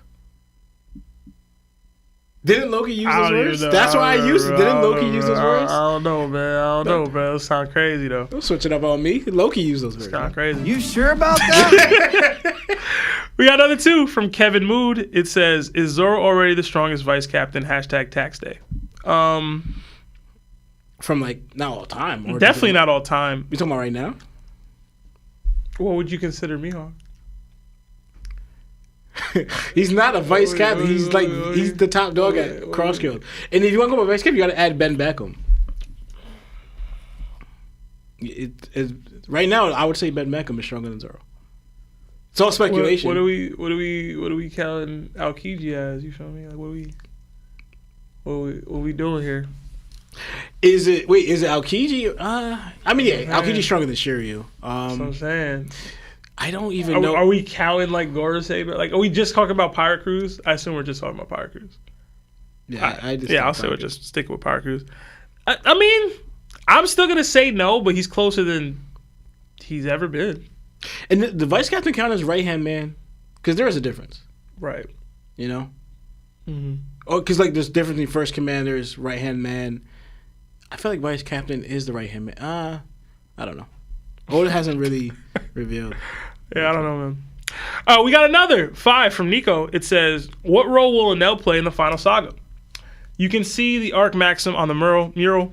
Greetings from Finland. Hashtag busted open. Hashtag Larry tags. Well, thank you. Thank you. Shout out to the Finland fans.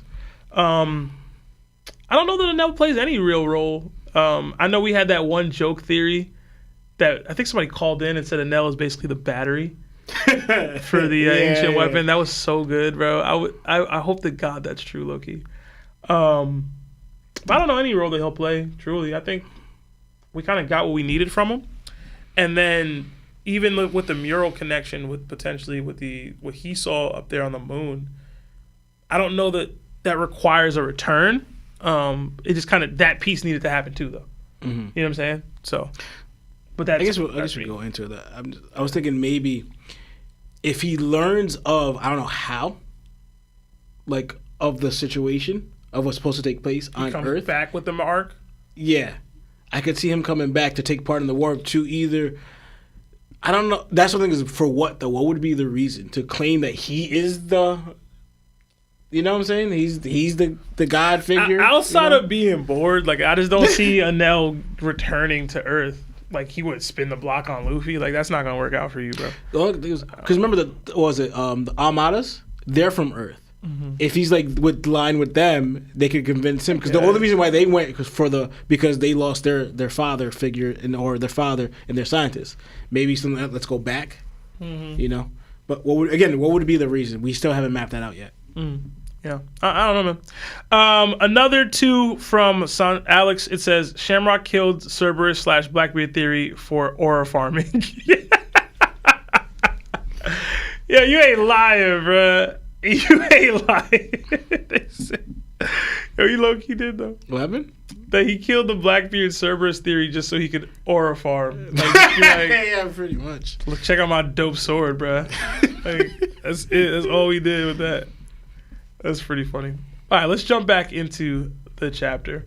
Okay, here we go. All right, I gotta get back. I gotta get back. All right. This is the last part of the chapter, and it's going to be the heaviest, most talked about part of the chapter, so prepare yourselves. In this last part of the chapter, we see Frankie and Ripley journeying to the Jewel Tree Atom. Frankie comments at how much there is, and Ripley contemplates going into business selling some atom wood. Apparently, Saul lectured Frankie once about this already. Frankie notices a mural in the distance. Ripley says they are children's drawings from the ancient past, somewhere between 800 and 900 years ago, which would be right within the Void Century. Frankie immediately thinks about Robin.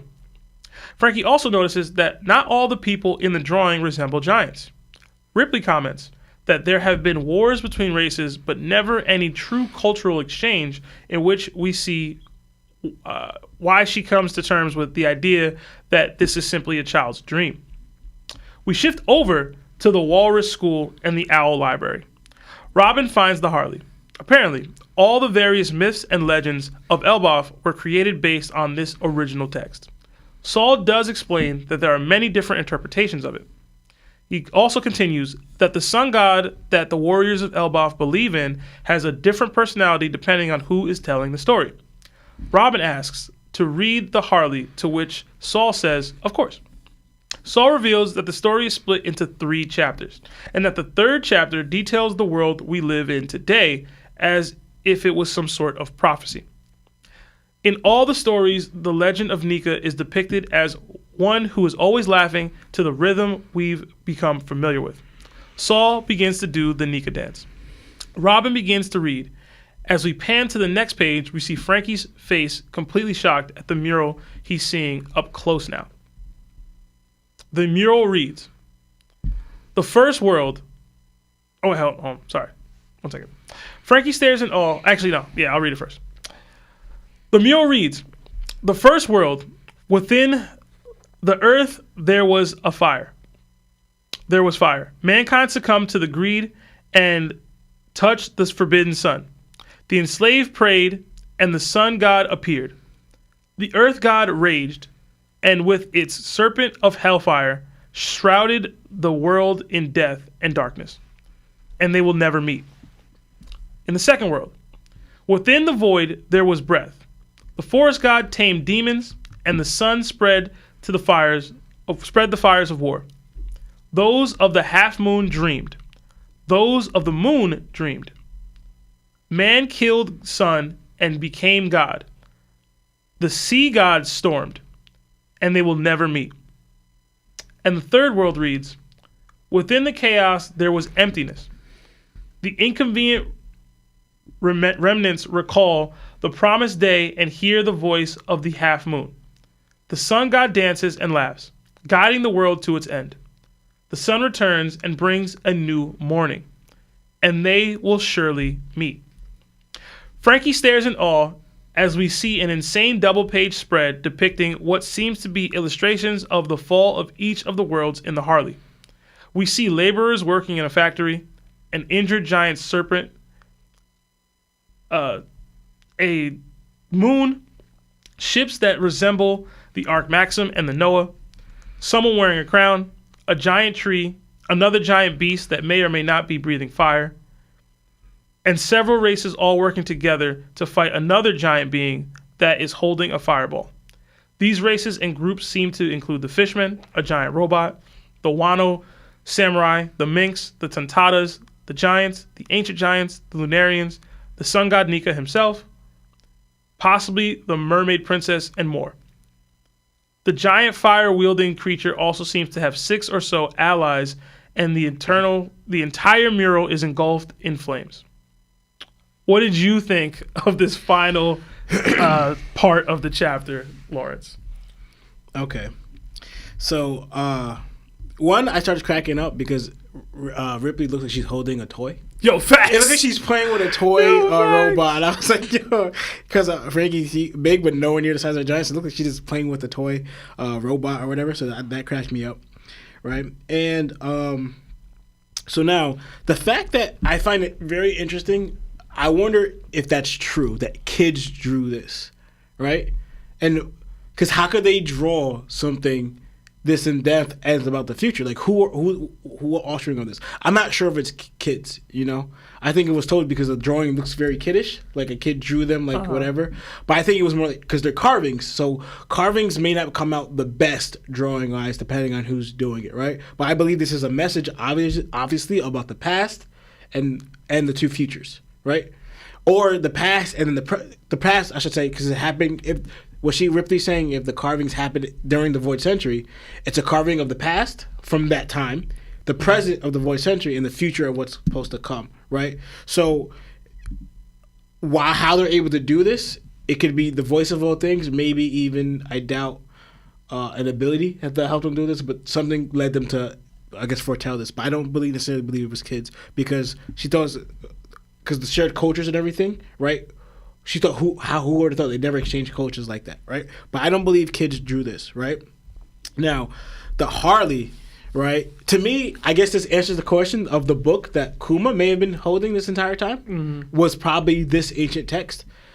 But it's weird because the book that he was holding may be a miniature version or whatever version because it looks different from what he was holding. But like a human-sized version of it. But I believe maybe that's what it was. Buccaneer-sized version. Yeah, I guess so, right? Because the sun god and how everything, and to me that tracks, that links up to that, right? So now I wanted Robin to get to know the Harley, what it was with their things, and now we finally get it. I can't wait to see her reaction and how she interprets it because she's supposed to be the smart one, right? But now going into the story, what Oda wrote here, honestly, this is like crazy because this answered and like led up to like so much different stuff of what Oda did. I will say, to me, this opened up to my mind as in how much Oda has foreshadowed this from the beginning of One Piece until now, right? Like you think of, I know everyone's talking about Sky P, but even Wano, right? I thought of Wano in here. Simply put, like I thought of Wano and 𝙼𝙪𝙪, the factory. 𝙼𝙪𝙪 had a factory, and Wano had a factory, and then the giant serpent-like hellfire, right? From it, I thought of Kaido, and then also too, I thought of because you see the little king there. I thought of Orochi and Kaido, right? But there's an interesting that tracks because I'm so curious because they're called celestial dragons and everything. You would think the dragon or the serpent thing would be on their side, but this giant snake-like serpent thing that brings hellfire or whatever seems to be battling what looks like to be a dragon, you know? So I find that curious because then what side is the dragon on then, right? Because this tracks into like also so what I want to paraphrase before I get into like the context of the notes here is that I believe that Ryuma, right, his time was before Joy Boy's. I believe that Ryuma's time is in the first world, and Joy Boy's time is after Ryuma's because also one place in point I know where the dragon is, right, and Ryuma's time spoke of dragons. We didn't necessarily. I don't know if there's dragons in Joy Boy's time, but I believe that Ryuma was in this time. I could be wrong, but that's my speculation. All right, but going into the text, right? What I want to bring out is all right. So we read this as within the earth there was fire, right? Mankind succumbed to greed and touched the forbidden sun, right? So what I thought of this one. So if you look at the bottom of the image, right, you see the fire, right? And it also made me remind me of what Vegapunk's his speech, where he kept saying is the energy source of the world back then, right? There's an energy that the Ancient Kingdom used or whatever.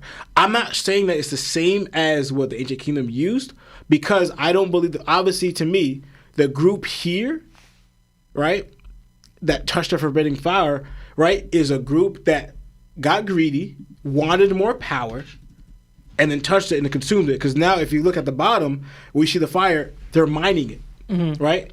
And that, to me, that's the slaves. The group that was in power or trying to seek more power, touched the fire, and then they got slaves to mine it for them to increase their power, to utilize it, whatever, right? And now it talks about how the slaves prayed, and the sun god appeared. I have so many different theories of this, right? So I thought of two things. This is either... I have two thoughts I'm gonna share.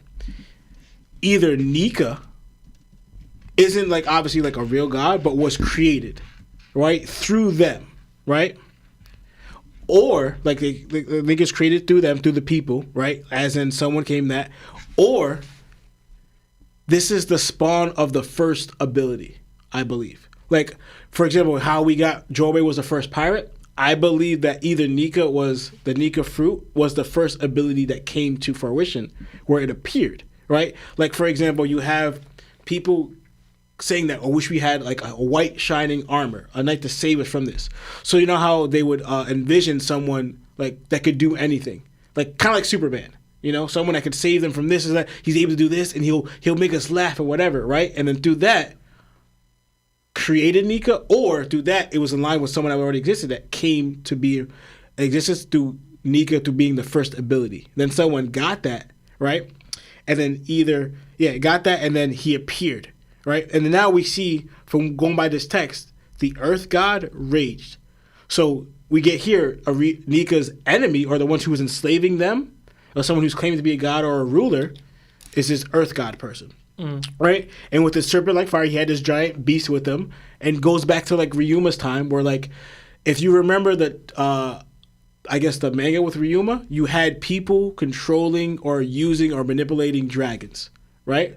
So I doubt that dragons were the only large animals being manipulated by people or humans, right? So I believe any ancient beast or giant beast were manipulated by humans, and this one was utilizing this giant snake, right? Similar to like you thought of, but like, for example, if you look at Noland's story, how they view that snake as a god, but imagine someone controlling a snake of that size, right? But this one snake obviously because what we've seen is able to breathe fire. So I believe that this kingdom or king is manipulating or using the snake as its ally to control people with fear and enslaving people, and then they wished to someone to save them, which Nika came. So either it's going to be the original Nika, he came through a spawning, or this is how his ability came into a fruit, being the first fruit, right? And then it said, shrouded the world in death and darkness. So for example, going back to what we know of the war, right? We go in Nika's time during the war, right? We always talk about when the war start here, because Vegapunk talked about what's the spark that lit the fire, so to speak, as in what ignited this war. But to me, when we get here, this war has been ancient. As in, it's been going on long before the time with Joy Boy, right? Because it talks about here, shrouded the world in death and darkness. The One Piece world or universe, the people on the side of the sun god or whatever, they always speak of the darkness referring to the world government, right? So what I get into is that what I believe this first king, the earth god, or who's enslaving these people that becomes Nika or becomes like the sun god's or first enemy, right, is actually either two things. It's either Emu or Emu's ancestor. I believe it's either Emu's father or his great father, whatever, his ancestor, or it could be Emu himself, right? But the reason why I say it may be different because later on when we go into like the second world, right, it talked about the forest god, right? To me, if you're comparing forest and earth would be greater, or where the earth would be the earth would be greater, but then as in the forest would be like a descendant, of that. To me, that kind of made sense. I don't know, but to me, it's like, because also too, I don't know if Emu's been eternal for all this time, like going into, because the reason why I added that is I'm not sure why I believe it's Emu's ancestor who was in the first world, is because from the readings of, right, because so the war started there, right? Death and darkness. The darkness representing the power of that family. I'm gonna go with Emu's family. The Neuronas. Yeah, the Neuronas. And then death is calling the war and what they're doing to keep their power. Then it goes on to the second world, right? And to me, the way they word it here, right? Within the void there was breath. The forest god tamed the demons. To me, that kind of sounded like we saw the Gorosei. Right, the images that they have, or the creatures that they become. Right, he got allies and tamed the demons or whatever. It may not be the Gorosei, but like that's representing them. Right, and after that it says the sun god spread the flames of fire. I'm sorry, the flames of war. Right, so now we go into the ancient kingdom. So now I'm trying to match up because how does this make sense? First, we hear of before we got this text, we hear that Vegapunk talking about an ancient kingdom. Right, that was so advanced and had these great weapons that the 20 allied kingdoms had to team up to fight them. Yet, but we were in the first world that this war has been going on, and they're enslaving people, and then Nika appeared. So to me, how does this make sense? How is them in power, but you're able to grow into this civilization? So I think the reason why the ancient kingdom even got so advanced and won these war weapons is because of the long battle. They were preparing to fight against this because Nika, right, who was born in the ancient kingdom, Joy Boy I should say, was born in the ancient kingdom, as of what Vegapunk said, right, is that he's fanning or flaming the spreads of war, right? So that ancient kingdom is getting ready to battle against the Renona family, who was in the first war, either Emu or his ancestor, right? So that's where the ancient weapons were created and why they're advancing the technology to go to end this war that they're battling against. But taming the demons, right, is you could put it into like that group, the Nora family, Emu's ancestor or him, is the 20 kingdoms are the allies, right? The tamed demons. His group is getting bigger. The alliance is getting bigger to fight against this war because, like, all right, the group that we've been like, our rulers are being threatened now by this ancient kingdom that's trying to fight back, right? So that's what I'm getting. So now we got the half moon dreamed and the full moon dreamed, right? That's to me, Wano and the ancient kingdom's allies, the Shandorians, Wano. Fishman Island, all their allies, to me, even the Lunarians, I believe so, are the allies, are the half-moon people, right? And then it says, but man killed the sun and became gods. Obviously, that's where Joy Boy, I should say, lost, and then everyone else lost. The Lunarians lost, the Shandorians lost, Wano lost, and then whatever, and then boom, now you have the sister action taking place where now they won the large war, and now they're controlling the world, right? But this says right here, after it lost, because I know some people were saying that it says right here that the sea god stormed, right? To me, I thought of two different things with this one, right? is this either the sea god stormed, because it says after the sun god was defeated or killed, the sea god stormed. So you could think this is probably, you could think Poseidon.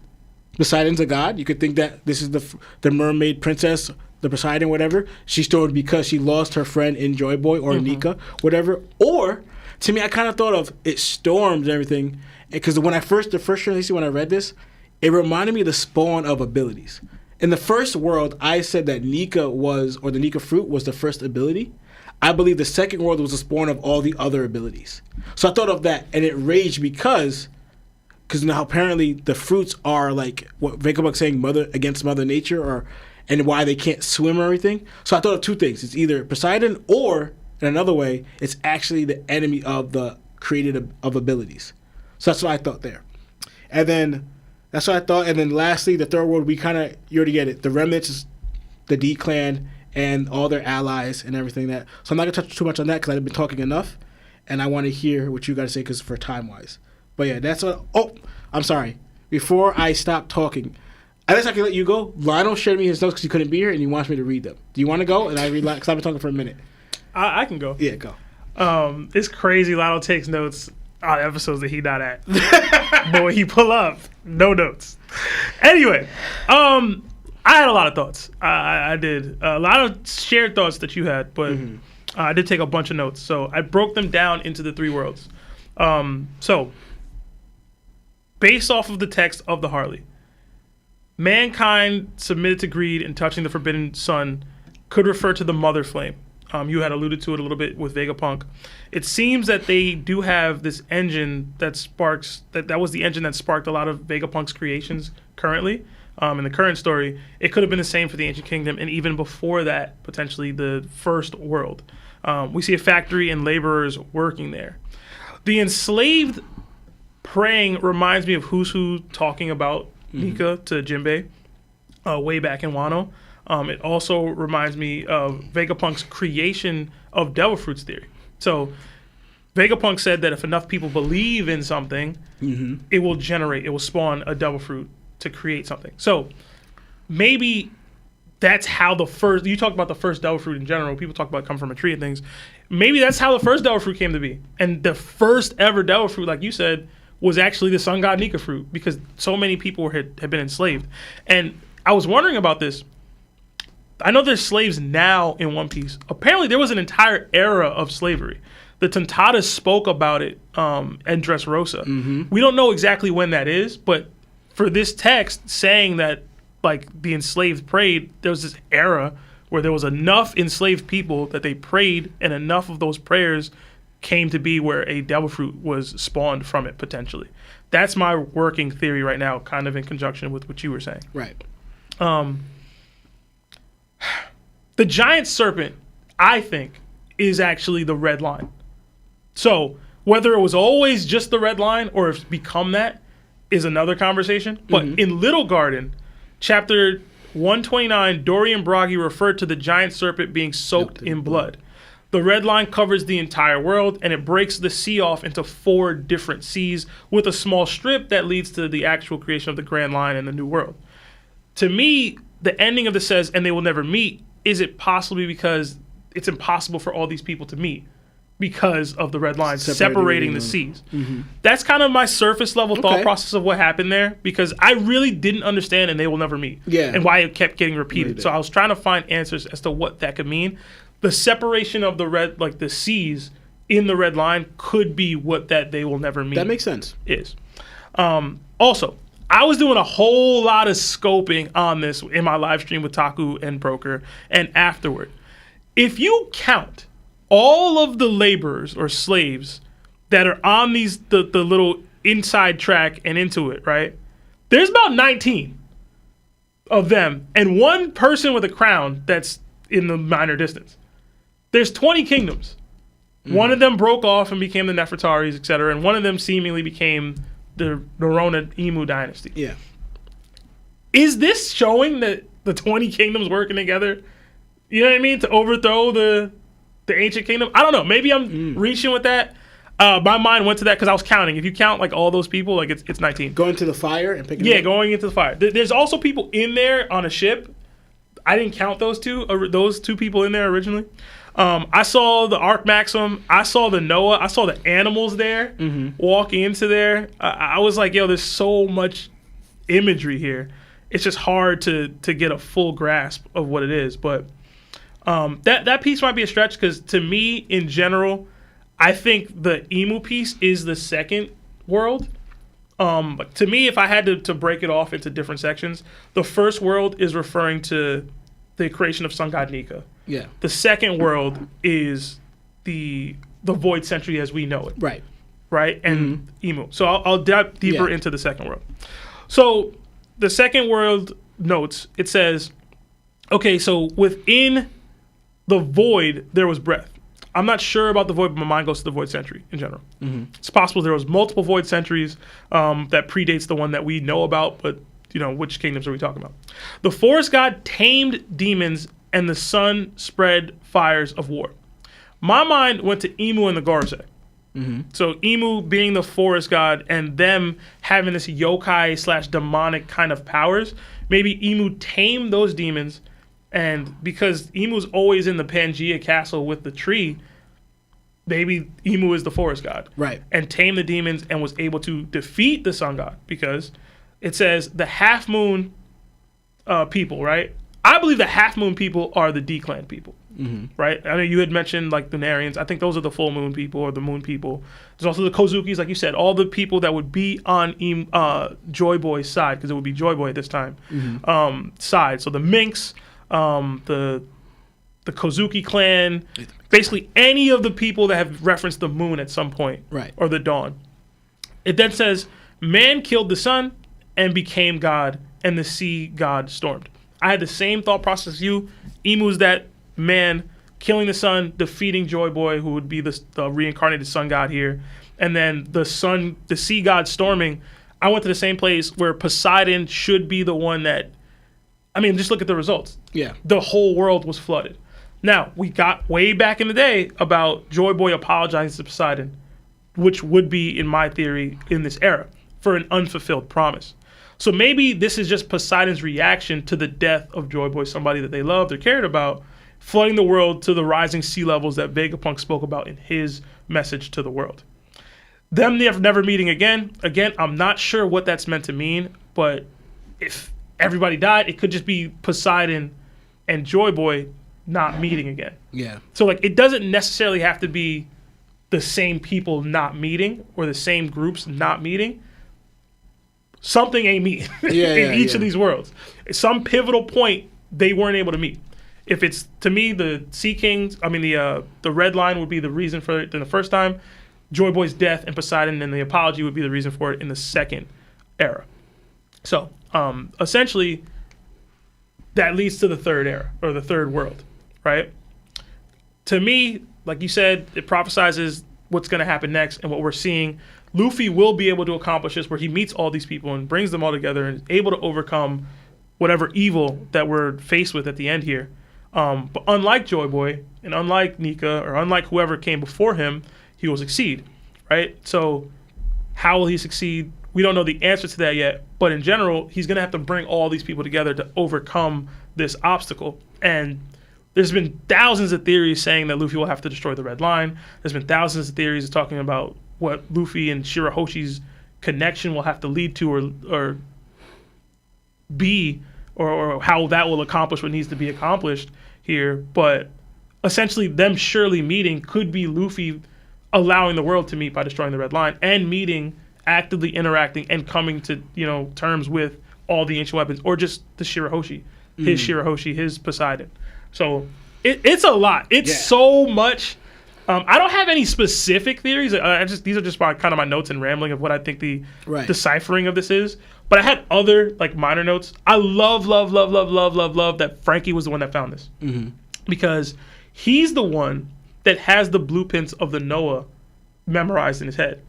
And I know it's Robin's job to decipher this stuff, and it's Robin's job to let people know what's going on and what's important.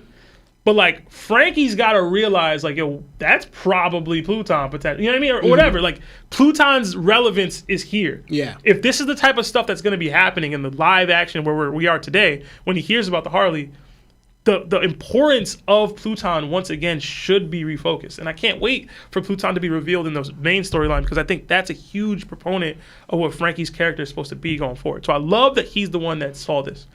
I also thought about, when they talk about the first world, is it possible that the first world isn't actually Earth and it's the moon? Because we have the Enel Arc Maxim and he's up there. Mm-hmm. And we have the Lunarians, which basically means moon people. And we have these winged people. And we have these astronaut suits. Is it possible that that first world that got destroyed and or uninhabited or whatever was actually just not Earth? It wasn't the world that we know it. It's the moon. And they had to leave it because it got destroyed in some way. Now, obviously, we don't know how many moons exist within the One Piece world or hovering this planet. We don't know if the moon that Enel went to is specifically the one. I would assume that that's the one because of he saw hieroglyphics that, I don't want to say match this, but at least mirror this in some way. But it's possible that that first world is actually a whole different other world to me. And it's the moon. Which, whether we're going to the moon as a journey for the Straw Hats, I don't know. I don't know if I would even like that. But who knows? I don't think you can cross that off as a possibility at this point. The Emu's reaction to Joy Boy's hockey tells me that that's the second world. Yeah. Like fully. Because he said the words Joy Boy. Mm-hmm. He didn't say Nika. And I know they referenced Nika in the past when they saw the Devil Fruit. But when the hockey populated, it was Joy Boy. Yeah. And to me, the hockey being stored has to be from the second world.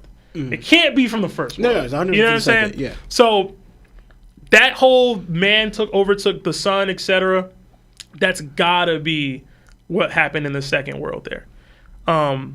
But I was really just fascinated as a whole as to what we saw on this page, bro. Like, they're gonna be talking about this page for dozens of years. Even after we figure out the whole history, they're gonna reference back to this page. So, yeah, I didn't have much else. I was trying to put my thoughts together to create like a wholesale theory for you guys. I didn't have anything great, just a lot of notes and a lot of thought processes that led to different ones. But I think Larry has a theory, and he said he was going to pull up and call in for that. So before we get to calls, actually, no, you have Lionel's notes, right? Yeah, Lionel's okay. So Larry, my bad, we got to hold off. I'm going to get Lawrence to read off Lionel's notes, then we'll go to Larry for his call, and then we'll get to actual calls, because we do have some time left. So, yeah. So I'm going to read Lionel's notes real quick. All right, so this is from Lionel. All right? I'm just going to read it right off. Earth God could be Emu, and the person before Emu may be Emu's father. Okay, what I said. And rule the world possibly and control the dragons to attack whoever defied them. Earth God and Forest God might be different people. Forest God might be Emu and the descendant or son of Earth God. The man killed the sun and became God might be the 20 Kingdoms Alliance, referencing the 20 Kingdom Alliance with Emu and killing Joy Boy and became gods themselves and replacing the dragons that the Earth God back then and then calling them celestial dragons. Does that make sense? Yeah. Yeah. Okay. Mm-hmm. Calling them celestial dragons, the 5 elders, God's knights. You could use the Japanese terms if whatever. Even put the dragon's claws brand on the slaves, right? Like, for example, each slave, is marked by the paw of the dragon, of ascending dragon, by the Gorosei, right? And then we saw that with Ball Hancock, and we saw that with the Sun Pirates, and then we saw what they would do was you brand you with the sun, the symbol of the sun, to overtake it, right? So like Lionel's referencing the dragons back then, and that they used to use dragons, so they're referencing dragons or the serpent-like thing, and then now why they're called celestial dragons, whatever, right? Referencing to Mr. Morge Dressrosa analysis, Dressrosa explains all the One Piece Dofi God, how rule Dressrosa similar to how world government rules the world.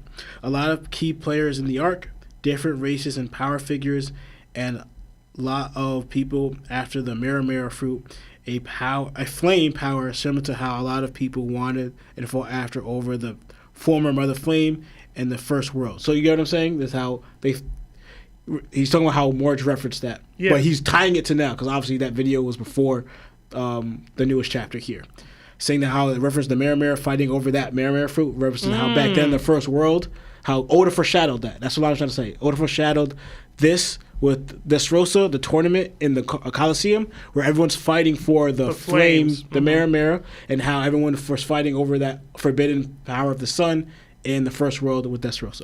So that's what Lano's linking to, right? And similar how a lot of people wanted in the first world, shows that the Murrow, all of this could have been foreshadowed in the battles of the first and second worlds, and references the third world's present world war. Referencing the Crest Alliance symbol, the 9 dots, possibly the alliance for the 9 loyal fighters or alliance groups to Nika or Joy Boy.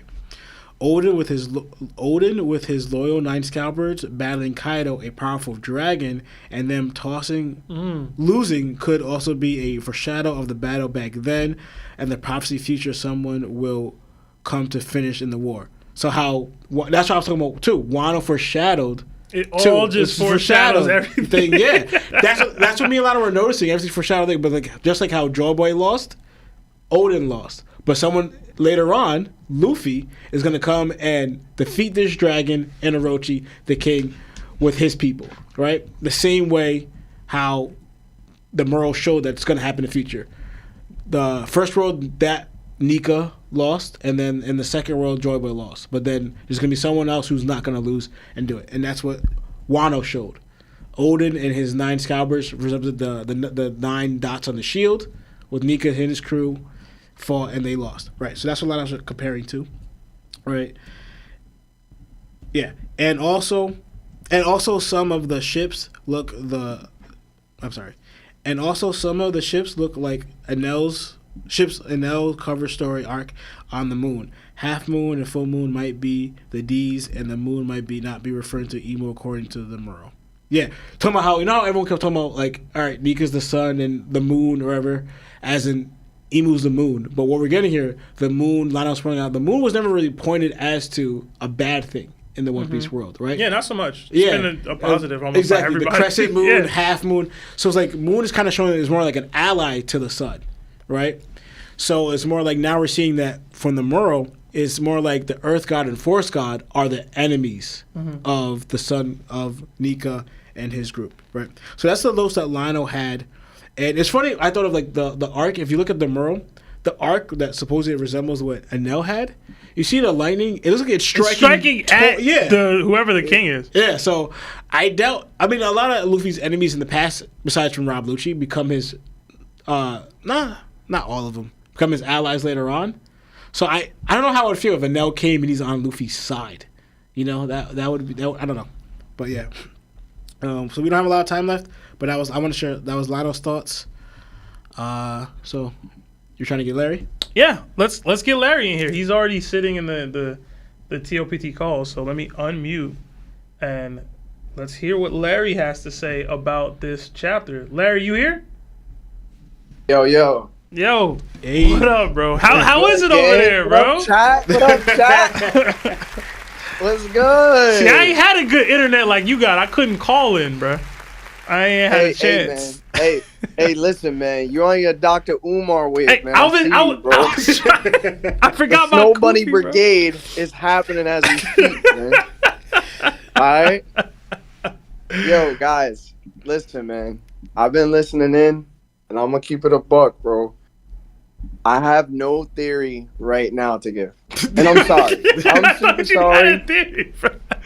Yo, listen to me. I'm in PR with a beautiful woman, right? Visiting family. And all I've been able to do ever since the chapter dropped was look at this damn mural, right? And the whole time, I can't pay attention to anything else. And I've come up with like the craziest theories you cannot believe. The things I started connecting and the research I was trying to do while doing all the things I was doing. I'm going to tell you right now, I don't have a theory now, but next week, I'm going to have a theory that's going to blow your mind out of the water, bro. I think I figured out not only the first world, I think I figured out the second world, and I think the third world is super obvious to everybody. But I have so many connections that are connecting right now. It's gonna blow your mind. Yo, I'm telling you, bro. Put me on a hot seat, bro. I'm gonna kill it next week. Y'all are gonna love what I'm gonna come up with. So just wait. Give me a second to cook up a little bit more. Let me come back on Friday, and then it's gonna be crazy. I just hope that the next chapter just don't like end a lot of the theories that I came up with. Yo, that's the craziest part is that there's a break. There's no break next week, right? Yeah. How you not break with this? There's no break next week. That's wild. Oda wild. There's no break next week. Oda wild. I saw so. it. Listen. Y'all killing it. Yo, chat loving it. But like, bro, I can't wait. Yo, I was like, yo, how Oda gonna drop the hardest chapter of the year? And I'm stuck in PR where I can't do nothing but just walk back and forth pacing. Bro, that was me when Shamrock got revealed for real. I'm over here like, come on, man. Come on, man. I'm gonna keep it a buck. I'm gonna keep it a buck, bro. Yo, I don't care nothing about that twin, man. I don't care, man. I don't care, man. What are we talking about, bro? He got so overshadowed this chapter. Yo, he really did. Yeah, word. Yo, he really did, bro. Cool, bro. You got a sword, bro. That spit it's dogs wild. Out of it, bro. It's wild. Cool, it's been bro. like Who cares, the biggest. Bro? It's been the biggest talking point for the past weeks, right? And it's just like a cliff note. Like it's just like a also notated in this chapter. It's so wild that he like exists. Yeah.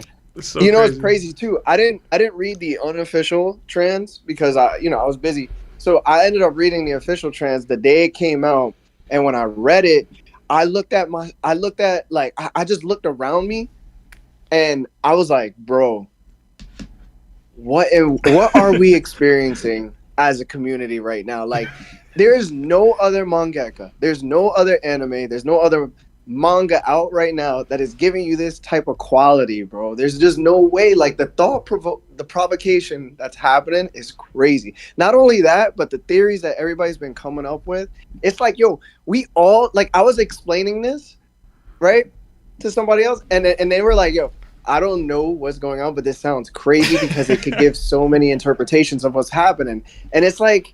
Oh, I don't want to give anything away, so I'm gonna just let it be there. I'm gonna go back to doing what I was doing, but yo, oh man, I can't wait to come back next week, dog. Hey man, make sure you enjoying yourself out there, bro. Don't be sweating about the stream. Don't be sweating about the pod. Don't be theory crafting either. Wait till you get back to do that, okay? Enjoy yourself. Yo, bro. It's gonna be crazy, bro. I was writing down notes immediately. And there's so many little things in this picture that, like, bro, even to the people who wrote the mural itself, I have things to say about that. Like, nobody's talking about that part specifically, but, like, that part's going to be super, super interesting because it ties back to a certain arc within the story that we visited, and we're gonna be like, yo, what? Like, how does this happen? And you're gonna be like, all right, watch. I got you, bro. All right. I can't wait, bro. All right. But, all right, guys. Love you, bro. Enjoy chat. Have a good night. Mm-hmm. I'll see you, bro. All right, man. Let's get Larry out. All right, peace. Oh man, but yo, it's a crazy chapter, bro. It's got the One Piece community buzzing. They're talking about it's like a top 10 all-time chapter. Yo. I don't know if I'm going that far, but it might be. I think you rated 10 lesser chapters. No, I'm saying the chapter as a whole. I will say, like, this panel. Okay. Yeah, I'm saying this panel might be up there. The reveal might be up there. I think even the setup was perfect. Like, yeah. Like, even Ripley being the one to explain it, like, she's a teacher. Mm-hmm. She's like, in her mind, oh, it's just kids. Because she deals with kids. Like, yeah. All of it is just beautifully written to me. But, like, it's crazy, bro. It's crazy. And it's funny because we got what the other didn't get. Frankie just got the mural. Yeah. We got both. Yeah. We got the mural and the description. Because Robin just got the text. Mm-hmm. So that's why I can't wait to, like, when they meet. And because, for example, if Robin's able to read honeycliffs, I feel like she could kind of put pictures together, you know, how things are. So what we're about to get, and then also, too, Vegapunk. I can't wait to see how Robin and Vegapunk break this down if we get that, you know? It would be an amazing brainstorm. What we need to happen right now is for Frankie to, like, take some sort of picture of it. You know what I mean? Because I don't know about like, oh, let's bring them here. Like there needs to be a way to transport this image. How they sell it. You know how they they copy the poneglyphs? They put the sheet and they do that. Do the same thing with this mural. Throw it on there. Copy the images like they do with the poneglyphs. No, Frankie, there'll be some sort of nipple play involved. But all right, let's get back to some super chats before we get to calls. Hopefully we can get the calls. I don't think we have that many super chats. I might be lying there. Damn, there's a lot of super chats. I'm tripping. But we gotta read them all. So we will do our best to get the calls. We do want to hear from y'all. So we'll try to speed run a lot of these super chats. But thank you guys for your patience. And like the stream if you haven't already. There's 630 people in here, but only 458 likes. So hit that like button. It does help with the YouTube algorithm. All right, so first up we have £5 from Sam Stevens. It says, how strong do you expect Shamrock to be? Admiral level, #Larry tax. Around there, maybe higher. Yeah. I'd say even potentially higher. He got a lot of hype. Mm-hmm. He's got more hype, just off vibes and feel, than even most Admirals have had. So, yeah. I'm like Admiral level, and this may even be wild to say, like even around Shanks level. Shanks already beat that dude. And he been chained up since, so it's not like he getting much stronger. So I ain't going there. But I think so you heard us say I believe that Loki awakened his fruit because 8 years is enough time to possibly awaken as a grown man. Maybe. You know what I'm saying? We got another 2 Canadian from Smooth Weeb. It says Shanks/Shamrock is Oda's take on Prince and the Pauper. Yes, I think who was it? Was it Broker? Because I believe that's it's like a famous British tale or something. But yes. I can't go into the specifics of it, but I'm vaguely familiar with the tale. And yeah, basically one person grows up in extreme lavishness, the other one grows up kind of not poverty, but yeah. We got another 5 from Spencer Jones. It says, I had a dream that Morpheus gave me a choice between the red pill and blue pill. I took both, and it turned out that I just had to pay the Larry tax. #thieving. Well, that's all you. You took both pills. You're greedy. Yeah, man. If you ain't take both pills, you'd have been in a tax-free universe somewhere, or you'd be dead. Yeah. So you're the people from the first world. Another 5, Buggy D Dragon. It says, what's up, guys? Just want to say shout out to the broker and send him and his fam our thoughts and prayers. Hope nobody else in England is affected. All my love, bro, with the heart emoji. I don't know what you're referring to. Yeah. I've been pretty out of the loop with news. I've been away. And I talked to broker recently, so I don't know if it's something that happened like today or within the last few hours. But I hope broker and his people are good. Yeah. And all y'all who live in the UK. Another 5 from That Ain't A. It says, love you guys, and what do you do for the pod? What you do for the pod week in and week out. Keep grinding and be 1% better each day. #Hurley Takeover. #Live, love, laugh, and serve. Thank you. Another 5 from Tech D Throw. It says, so with Shamrock's blade not being called a devil fruit outright and the Gorosei, oh my god, I have to do something. Oh, no, I don't. Never mind. All right. And the Gorosei, I think they are instead demonic gifts from Emu. #best book club. #Larry tax. So I already went into my thought process that they are the demons that were being referred to in the ancient texts. You could be right. I don't know. But that's kind of where I lean on it. Another 5 from Blind Shepherd. It says, how much you want to bet that Ja Rule has memory loss? I'm with that. I wouldn't put money on it, but I'm with it. I think it's funny. Yeah. We got another 2 from Octavius Ramsey. It says, Shamrock about to yell, roar Zabimaru. That would be hilarious. From, is it Renji? I think it's Renji. From Bleach? How you don't know what I know? I didn't care for Renji that much, but yeah. He is redheaded. That is true. We confirmed that Shamrock's redheaded? I think he was in the anime, right? They're twins. Another 5 from Alex Santebla. It says, Gunko would be a great Nami opponent. Her navigation skills may be the perfect counter to countering her directional abilities. #Larry not their tax. I can see it. I actually like it. I like the idea of Nami fighting a strong female opponent. And that little navigational little quirk as a side story, or at least like an element to the fight that makes it more interesting. So I'm with that. We got another 2 From Kirby, it says Larry and Elbaf doing research with the crying emoji hashtag the Harley tax. Oh my god, that's funny. Another 10 from Censor. It says if devil fruits can be of a god people believe in and hope for, in theory, could we ever see a 𝙃𝙀 no Mi model Enel? Were there enough people that believed in Enel? I don't want to say in a positive light because Vegapunk didn't necessarily say that. It's just the belief in general. Mm-hmm. So like, and also too, it's mostly the ability, and I guess Nika's a special case because part of his personality, as in the laughing, came up. But we don't know how the abilities came into fruition. Like you said, it's more of a theory with Vegapunk, not a fact. So.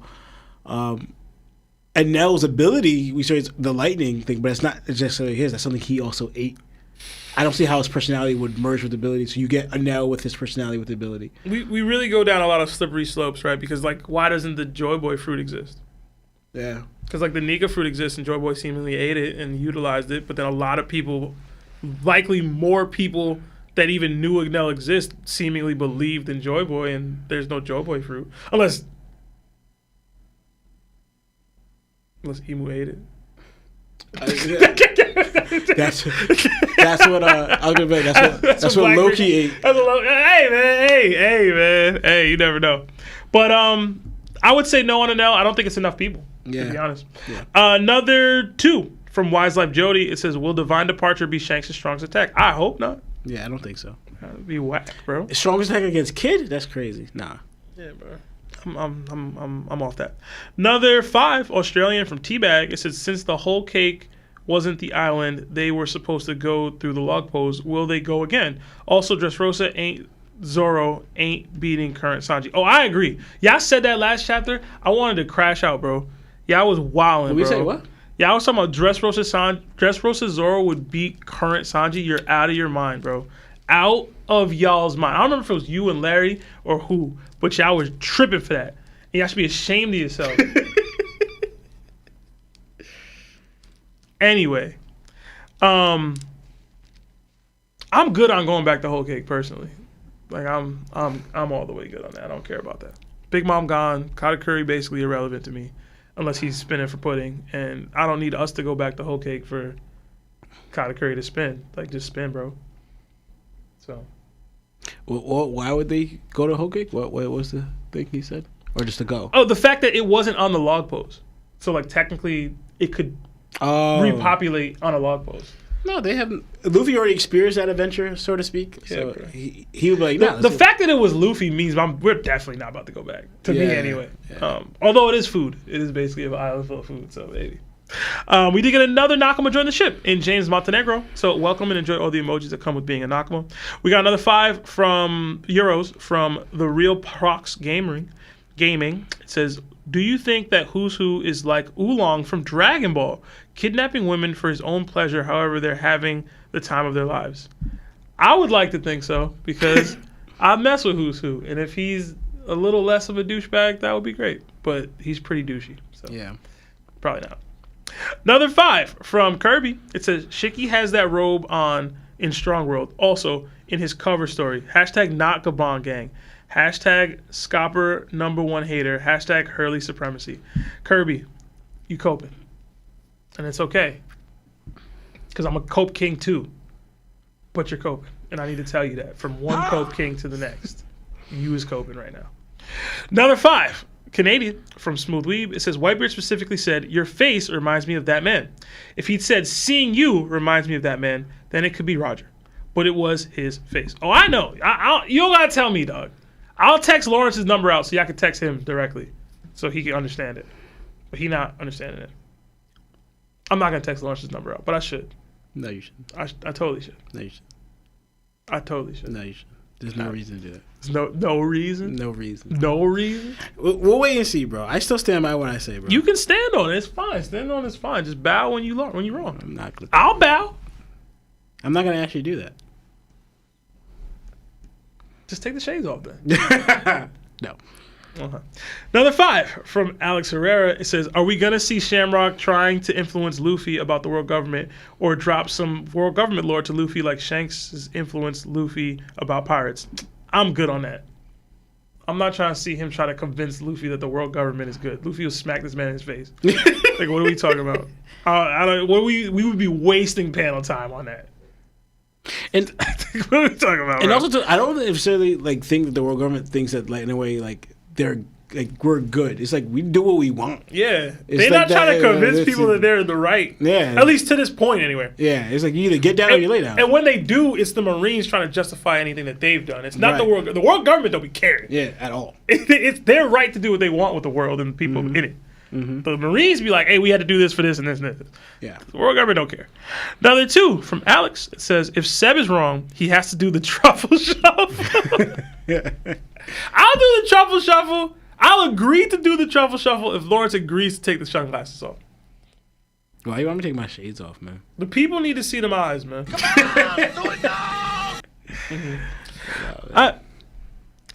We got another 14 months at Nakama status from Ladislav Veterani. It says, but Whitebeard mentions the hat first, then his arm.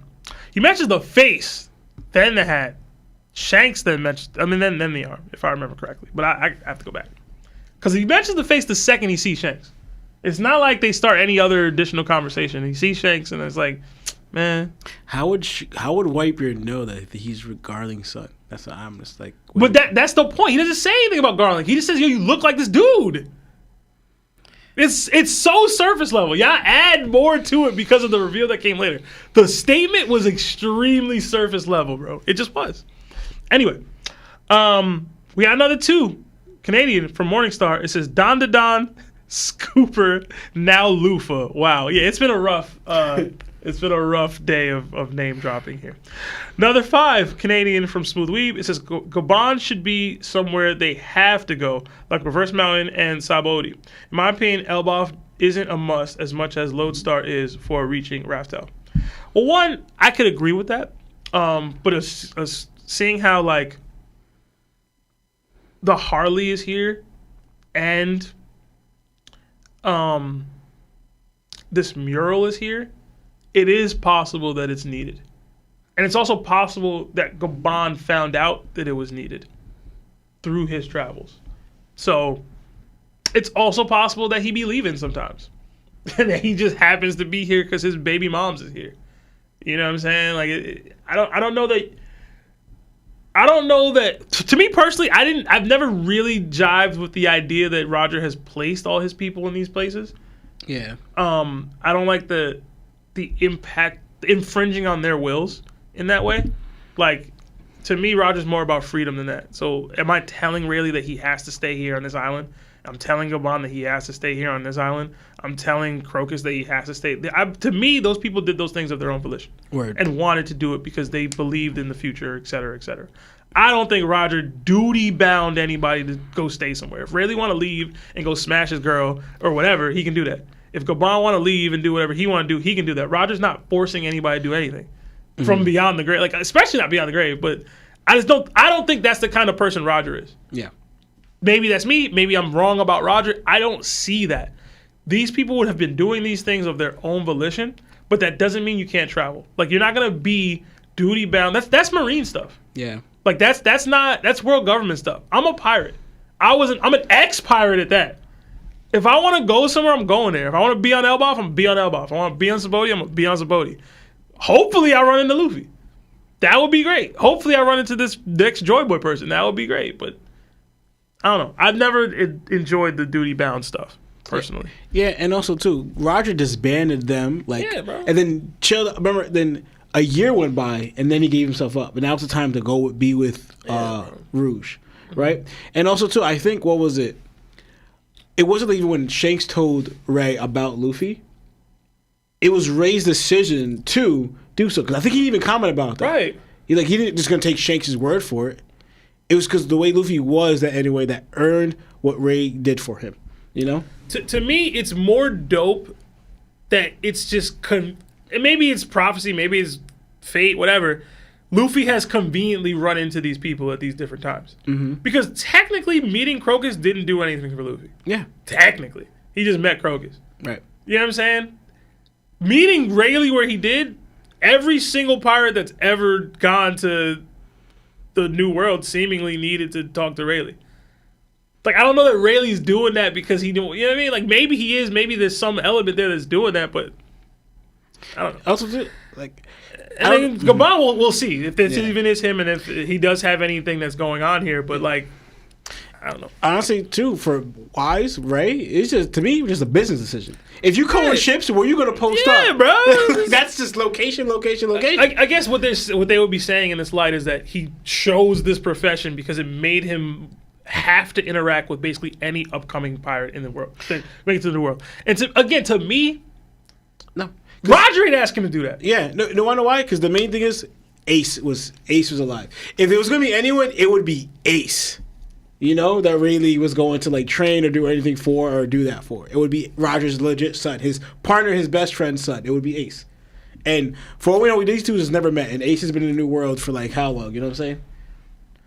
He legit had to meet Ray to go to the New World because did Rayleigh meet Ace? We have never seen that. It's legit possible. We've only seen Ace meet Shanks, and at the time, we still don't know if Ace told them or because Ace would have known that Shanks is Roger's crewmate. I'm gonna assume Rayleigh and Ace never met, but that just means there's other people coating ships and that Ace went to them, or Rayleigh didn't peep that this dude was Roger's kid, which is crazy to me.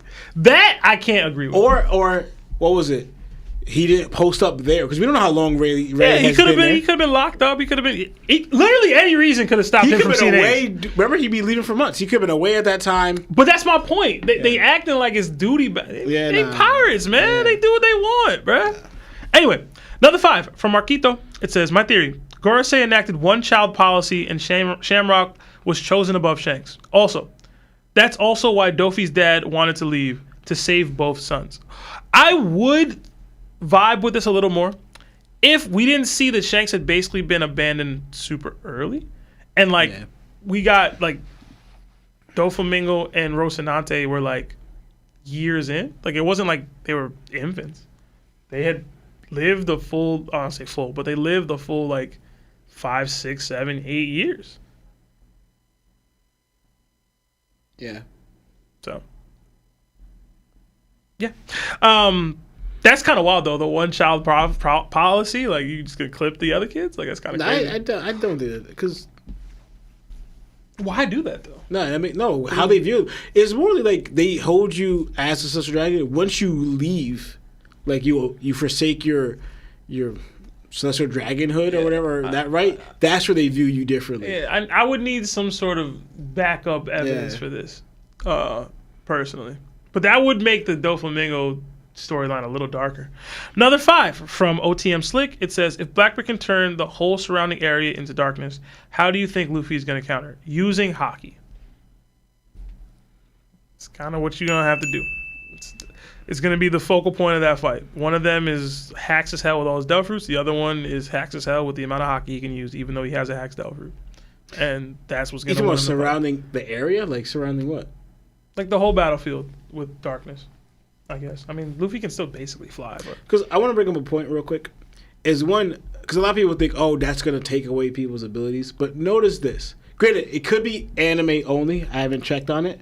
But picture when Ace did the giant fireball, right, in the last battle, and then he threw it, and then Blackbeard used his darkness, and they clashed. Notice how they clashed evenly. It wasn't like Ace's fireball just got instantly consumed by it. Well, we don't really know. They slam into each other, and then it's like. But it doesn't have like a still frame after that. I don't remember. No, it's moving, but it's more like a clash, almost like a not hockey clash, but like how when people would clash, like there was like a smack on a wall between them.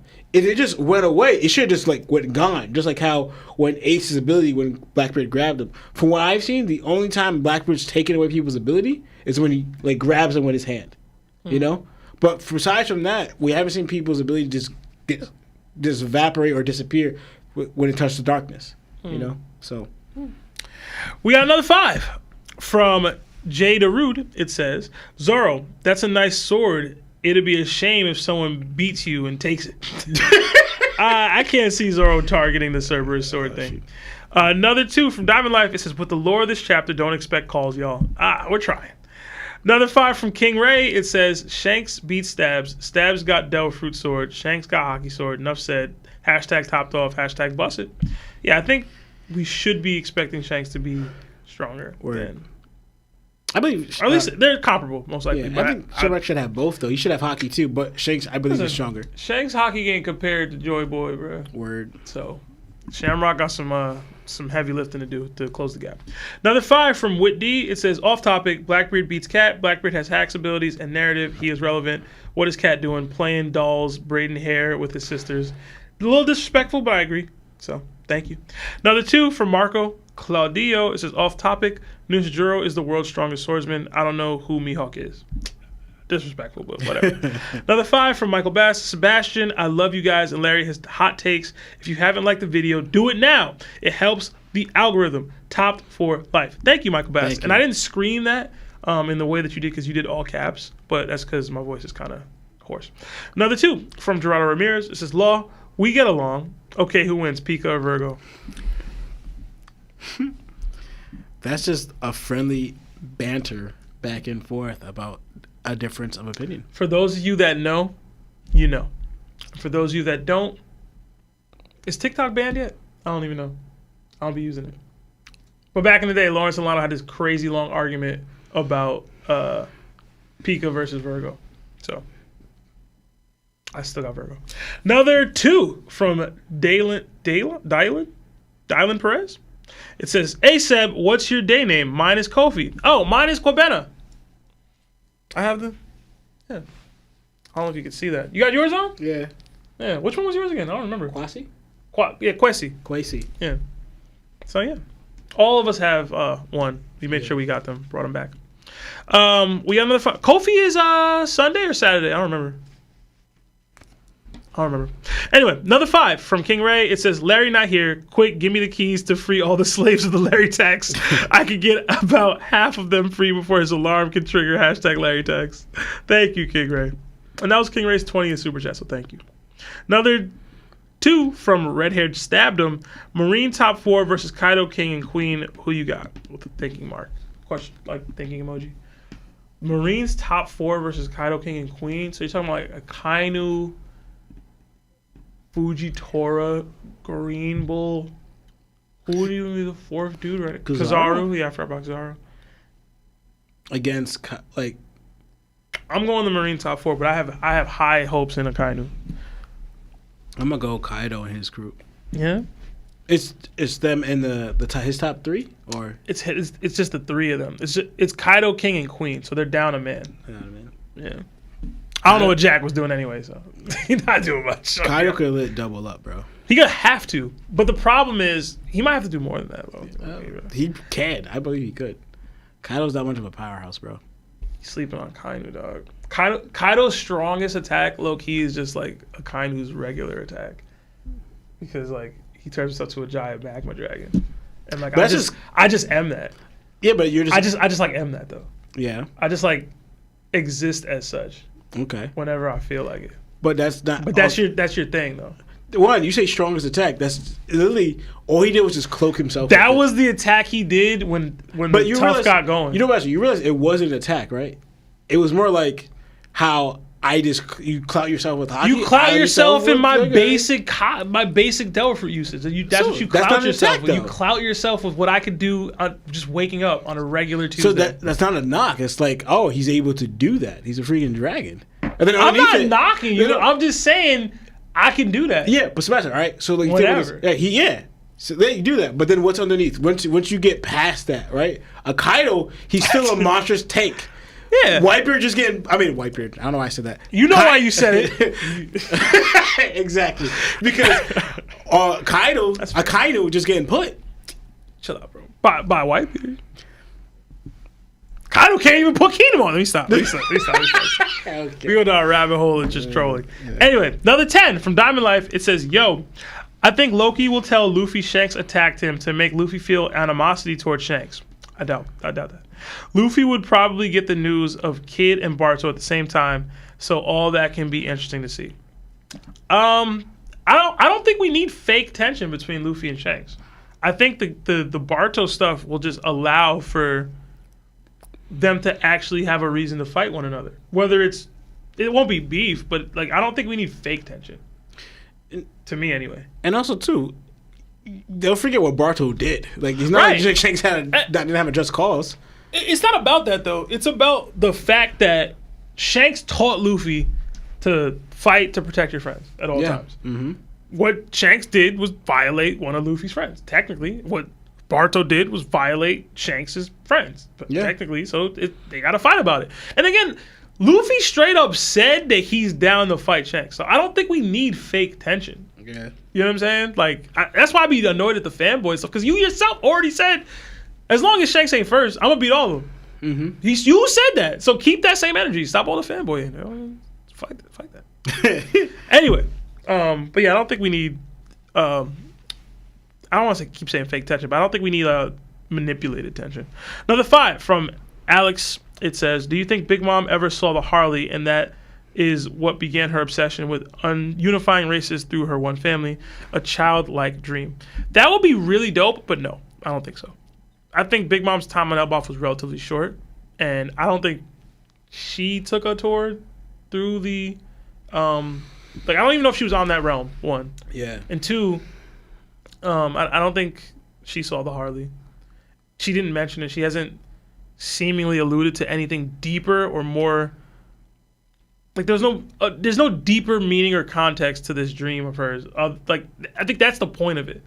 That she's such a child, she actually has this childlike dream, but because she's so powerful, she has the means to try to make it actually happen, and you'd have to like listen to her to do it.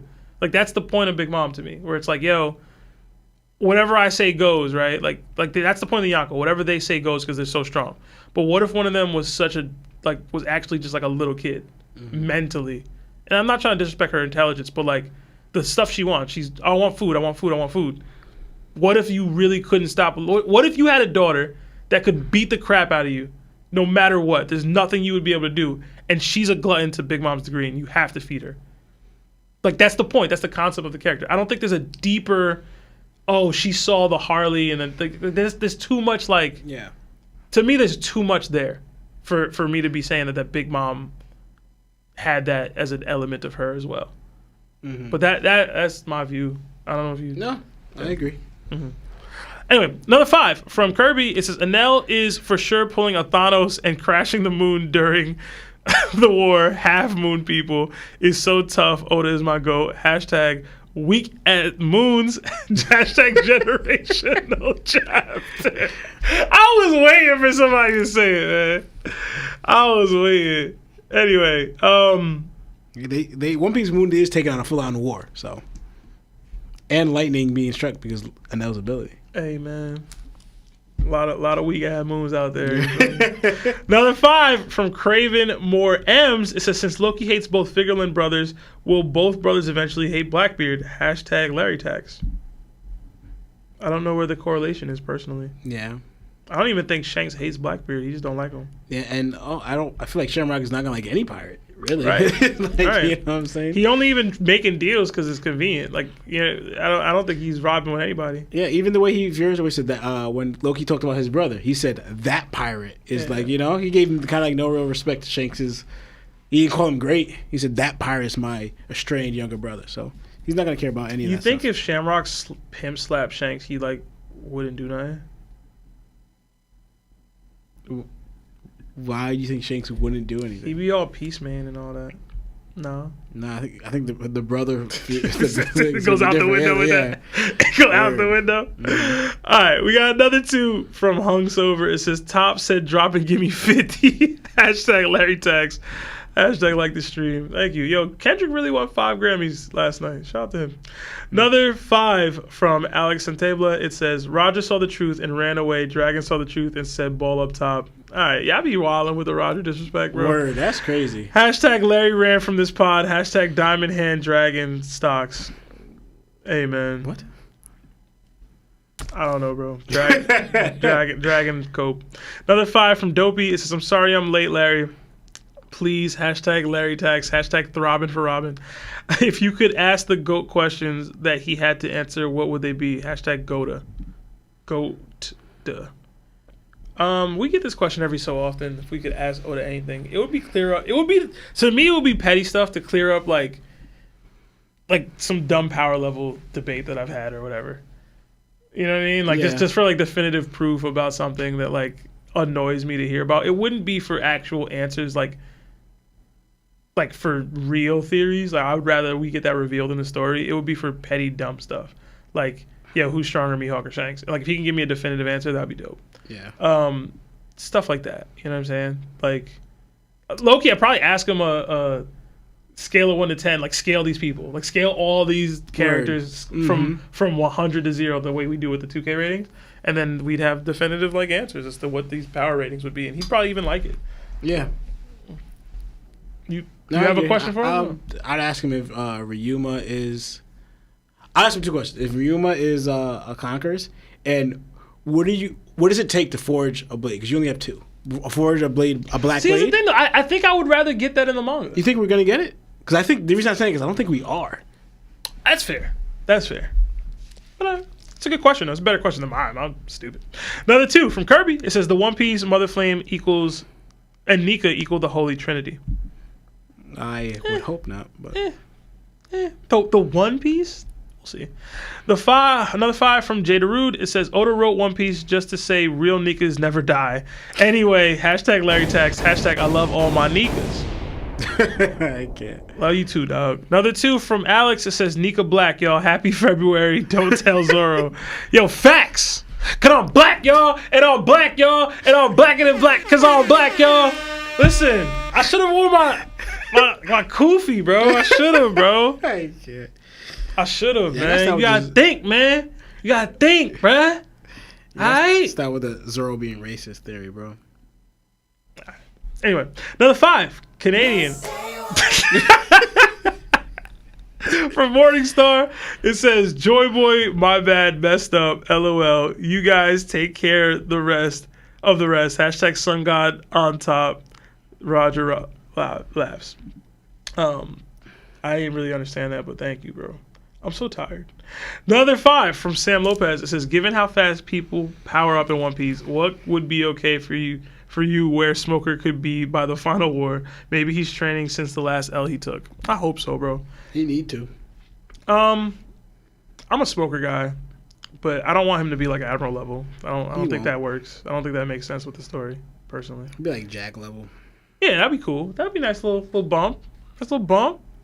Maybe a little bit above Jack. Just okay. You know, maybe just maybe some enhancements from Vegapunk. I don't know. Another 2 from Sunny D Montez. It says, "Love y'all" with the heart emoji. Hashtag Seb Cake Tax. Hashtag Bust It Open. Hashtag BBC. Hashtag 𝐿𝐵𝐹. Thank you. Another 5 from Alex. Alex, you going crazy today. Second World Never Meet Again equals Poseidon creating the calm belt and the home of the Sea Kings, splitting the seas even further. That could, yeah, okay. Actually, look, he was thinking Never Meet Again refers to the unfulfilled promise, like the dawn, not coming. But, like, you know, and then Shirley would meet is like Luffy fulfilling the dawn and dawn bringing the light of the world, bringing every people together free from slavery. I don't know. Keep talking. I'm trying to create the... Yeah. So I kind of feel like the Never Meet is like, in a way, because, you know, both of them attached to Nika or Joy Boy or that side losing will never meet, right? So if never meeting is the fulfillment of it, the last one says will surely meet, meeting the dawn. That's kind of always what I thought it was. You know, everyone meeting or realizing or the dawn being first on the world, because the reason why the world government represents the darkness, the dawn is the overshadow of the darkness. You know, just like how that's why I said Oda overshadowed it. Lado brought it out too. Is that you know how the Sister Dragons would brand them with the Sister Dragons, the thing, reminding them you're still in darkness, you're still underneath our rule. But then the Sun God branding on top of that is the dawn overtaking the darkness, actually winning out. So on a deeper level, I think we'll never meet. I think that leads to what Oda was foreshadowing then, is that the dawn actually winning out this time. Yeah. So. Okay. We got another 5 Canadian from Anthony Brewster. It says the half moon also is shaped like the letter D. Also, the fit is fire today. Thank you. Yeah, I mentioned that the half moon people are likely the D clan peoples. Mm-hmm. Yeah, Makes sense. we got another 10 from SC615. Just got out of class. Gonna catch up with the VOD squad. I know everyone is on the mural, but I just want to say I'm not digging Shamrock in any way. It just gives us Shanks lore. Hashtag Larry Tax. I rock with Shamrock, personally. I like it. I do too. We got another 5 from Coach. It says, fellas, haven't called in a while. Hope y'all are good. Do you think the minks were the original moon species? And that's why it gives them such power. Well, I've always thought it would be the Lunarians, but maybe. I'm not sure. I think it's because they kind of showed that they came from the moon, right? The Lunarians and the Skypiea people. Mm-hmm. And why they have wings. I don't know why wings would make it any different, but I think it's like to play on the whole werewolf thing. Yeah, that was my original thought process, that it's just werewolves. Like, Yeah. You know what I mean? But, you know. But apply to like every single animal. Yeah. Another 2 from Mr. Bucardo. It says, is Lionel not there because he's still reading it? No, Lionel, basically, he was supposed to get a ride and wasn't able to get a ride, and we're not really in a position to pick him up. So, Yeah. it's kind of tough. Another 5 from Blind Shepherd. It says, every arc since Alabasta has in some way foreshadowed the mural, has been foreshadowing the mural in some way. I've heard Larry's voice and money automatically left my account. Hashtag Larry Tax. Y'all terrible, man. Imagine that ability. All you gotta do is speak and you just get funds. That would be nice. I would never shut up. We got another 23 months of Nakama status from our guy Nerd Taku, man. It says, shout out to Seb for the live stream. Hashtag broker crashed out. Yo, he really did. He was like, he wasn't tweaking too bad to me. Like, I've been on calls with broker where he was tweaking. That wasn't even it. I just disagreed with him heavily. But he's crashed out before. Yeah. For real. But shout out to broker, man. It was a fun time. Another 5 from Wise Life Jody. It says, I think that in the first world, the creatures destroying the world are full-on gods / deities, and the creature holding the mother flame in the second world is Emu, but it's hybrid Zoan use of earth god fruit. Maybe I could see that. I can see that. Okay. We got another 10. Do you have anything else to add to that? No, that's interesting. Yeah. Another 10 from Joestar. It says, humans wanted the power from sun, got enslaved, then wished for Nika to control the sun. In the second world, Emu uses humans and convinces them to destroy the sun, making them the new gods. Humans were too greedy.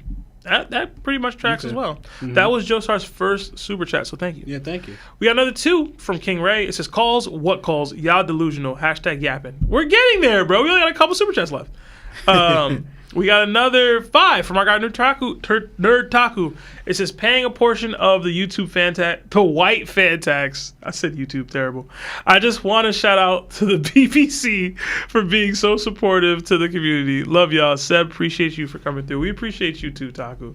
You don't got to pay the white fan tax, bro. We know you a brother deep down, bro. Anyway, another 5 from Ravenstorm. It says, Larry is gone from one stream and the chat starts acting up. I can already feel the tax increase. Hashtag like the stream. Oh, man. Another 5 from J Hart. It says, what characters from other works of fiction would have conquered hockey? For me, Aragorn from Lord of the Rings would have Roger levels of hockey. I've actually never seen Lord of the Rings. Same. We have this discussion every so often. There's a lot of conquerors out there. I be hating on Batman, but he would have it. My shoot is always a Batman, and I always say Kratos because that's Kratos for sure. Yeah. Ashura? No? Yes? I don't know. I feel like he's not all there mentally. I think it's just anger though. Yeah. I don't know. It's just conquers. You're just angry. I'm not sure. I always say I want to say somebody that I don't normally say. I always say Takamura from Ippo. He would. Takamura would. Who else out here? Yusuke, I think. I mean, we say him all the time too. Try to think of a random one. You think you don't watch Vinland Saga? Shin would have it for Kingdom for sure. Basically, any one of the great generals would. I don't know, man. There's a lot of conquerors out there, man. Another two from Coach. It says, "Did this cause Terrence told me not to chat to hashtag chat troll?" What? I don't know. I'm confused. Another 10 from Dom the God. It says, "I haven't been here for a while. I came back to clear my name from any Larry tax evasions allegations. I need y'all to work. I need y'all for work tomorrow, so peace out. Hashtag TOPT goats. Hashtag where you been taking over. Hashtag no more Larry tax." All right. That's all the super chats for now. So thank you guys, and thank you for your patience. I know it took us a while to read them all. So I hope the giveaway is finished. It might not even be done. Is it not done? All right, it's done. All right.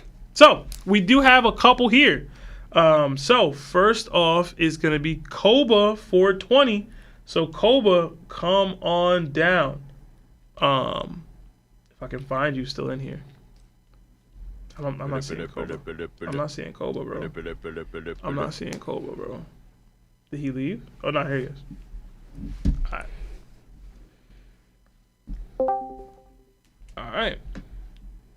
Let's get back in here. Koba, how's it going, man? Koba, you're muted if you talking. Koba going once. Koba going twice. Yo. Oh, there you go. Hey, man. You slacking, dog. Right, my bad. What's up? Hey, what's going on? I didn't realize I was muted. How are you guys doing tonight? We're good, man. We're good. Right. I'm tired as hell, but it's been a good time. Yeah, me too.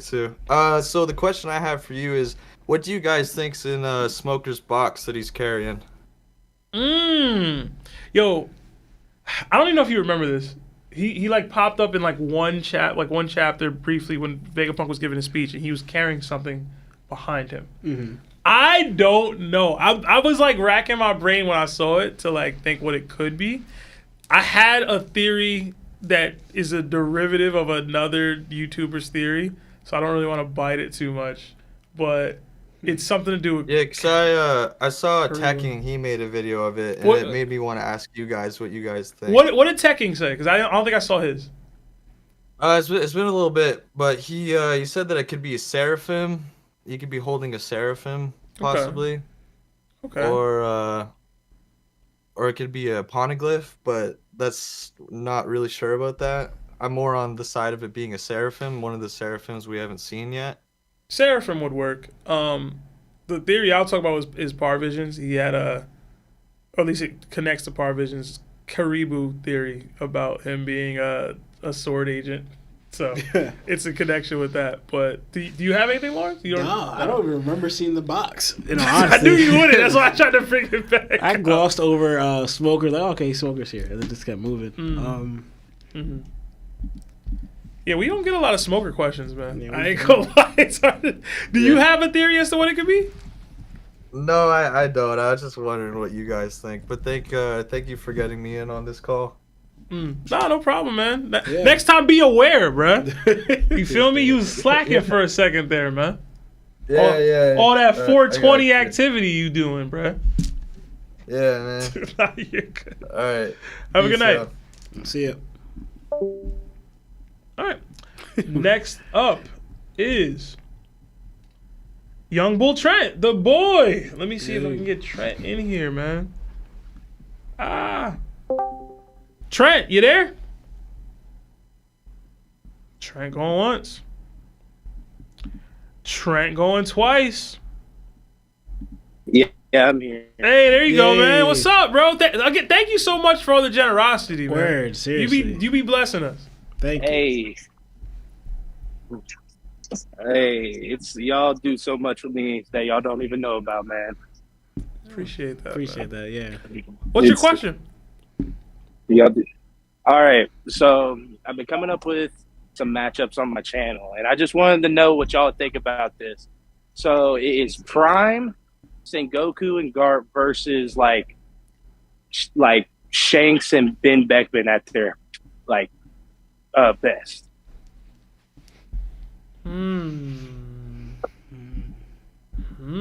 That's a Because good I one. feel like the biggest matchup is gonna be Shanks. Can Shanks hold off Garp till if Ben Beckman can beat Sengoku, which I don't know, but if he does, can Shanks hold off? Because I feel like that may have to be a 2v1 on Garp. So, to me, I have to favor Sengoku and Garp. They are the two confirmed conquerors. They are the two OG legends. You put them in their prime, which means this is the version of them that was boxing with the Rogers and the Whitebeards out there. I don't know where Ben Beckman scales on this rating scale here, but odds are he's not going to be able to pull his weight here. So unless you add a third red-haired pirate here, I don't know that. Maybe even more than that, honestly. I don't know that Shanks is going to be enough to defeat a Sengoku and Garp combo, because I don't personally think that Ben Beckman's going to be able to pull his weight. But that's me. Yeah. Even if he's strong, I don't think he's It's just that I was strong. thinking that. Mm-hmm. Yeah, No. I just think because you know how a lot of people say like Ben Beckman, I've heard people in the community say Ben Beckman is like he's like close to at least what Shanks is able to do, which I don't really believe at all.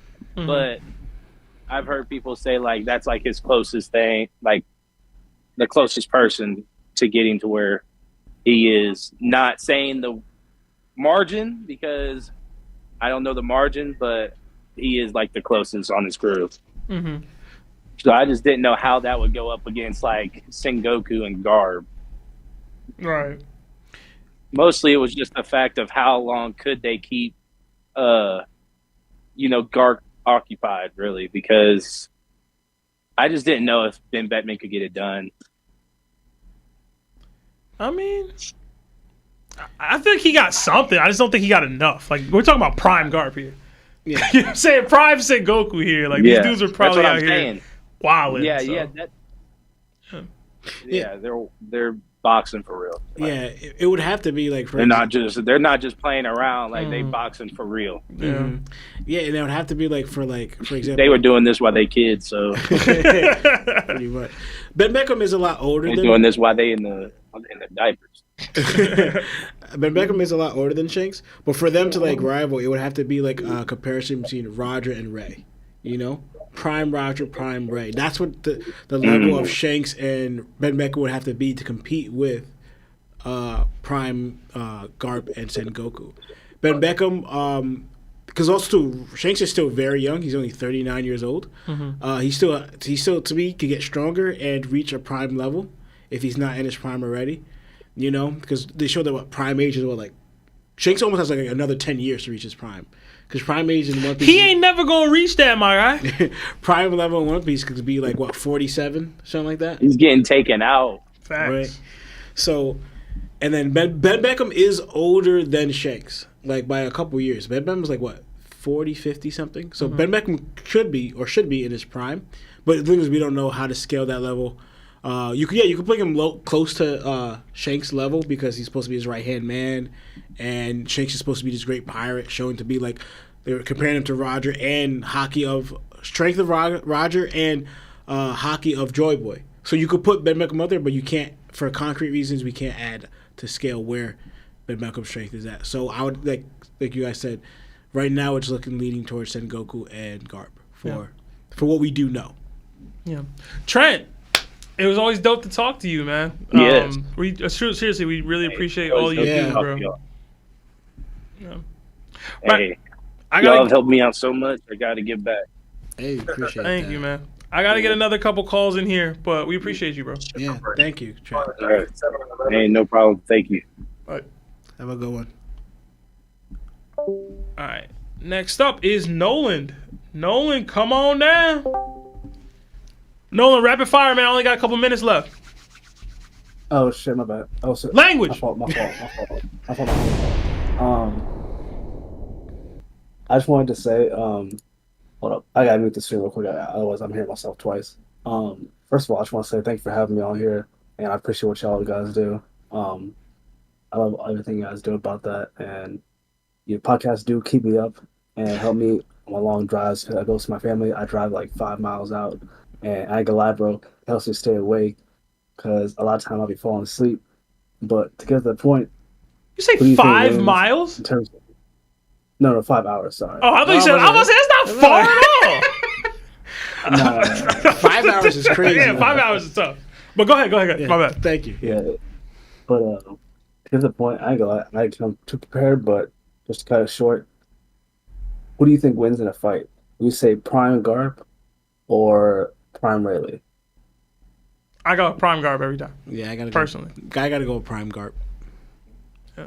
And I love Ray. Prime Garp, I gotta go Garp, bro. He a Roger rival, and I'm not trying to shade Rayleigh or nothing, but he not. You know what I'm saying? He a Garp. He a Roger. I don't want to say subordinate. I feel like that's disrespectful, but Yeah. it's technically true. So I feel like No, Ray it's should. still true, bro. I will say Ray to me is not that far below Roger. That's fair. I think he's gonna be close. Like, I think that's what we're seeing there. Because also too, Garp even said he compared Ray's legend to that of Whitebeard, like another lurking legend like Whitebeard. You know, so to me, among that class, Ray, from what Garp's saying, he's on that level. We've seen all 3 types of hockey from Ray. Ray should be at that level, but going into it, I do believe Roger is stronger than Ray, and I believe that Garp was fighting Roger evenly. Like, you know. So I think I would have to lean towards Garp in that 101. Right. Do you think Zoro has the potential of beating? You only get one Prime question, Rayleigh? Nolan, bro. You only get one question, dog. My fault. Oh, but yes, I do think Zoro will surpass Rayleigh at some point. Yes, I do too. If that was your Okay, question. that's fair. Yeah. That's fair. Yeah. But I got to try to get another 2 calls in here, man. But have a good night. Oh yeah, no, I appreciate y'all. Anyways, have a good night. Nah, thank you for calling. Appreciate you. Have a good one. All right. Because we don't be getting the calls recently, so I'm trying to get these in.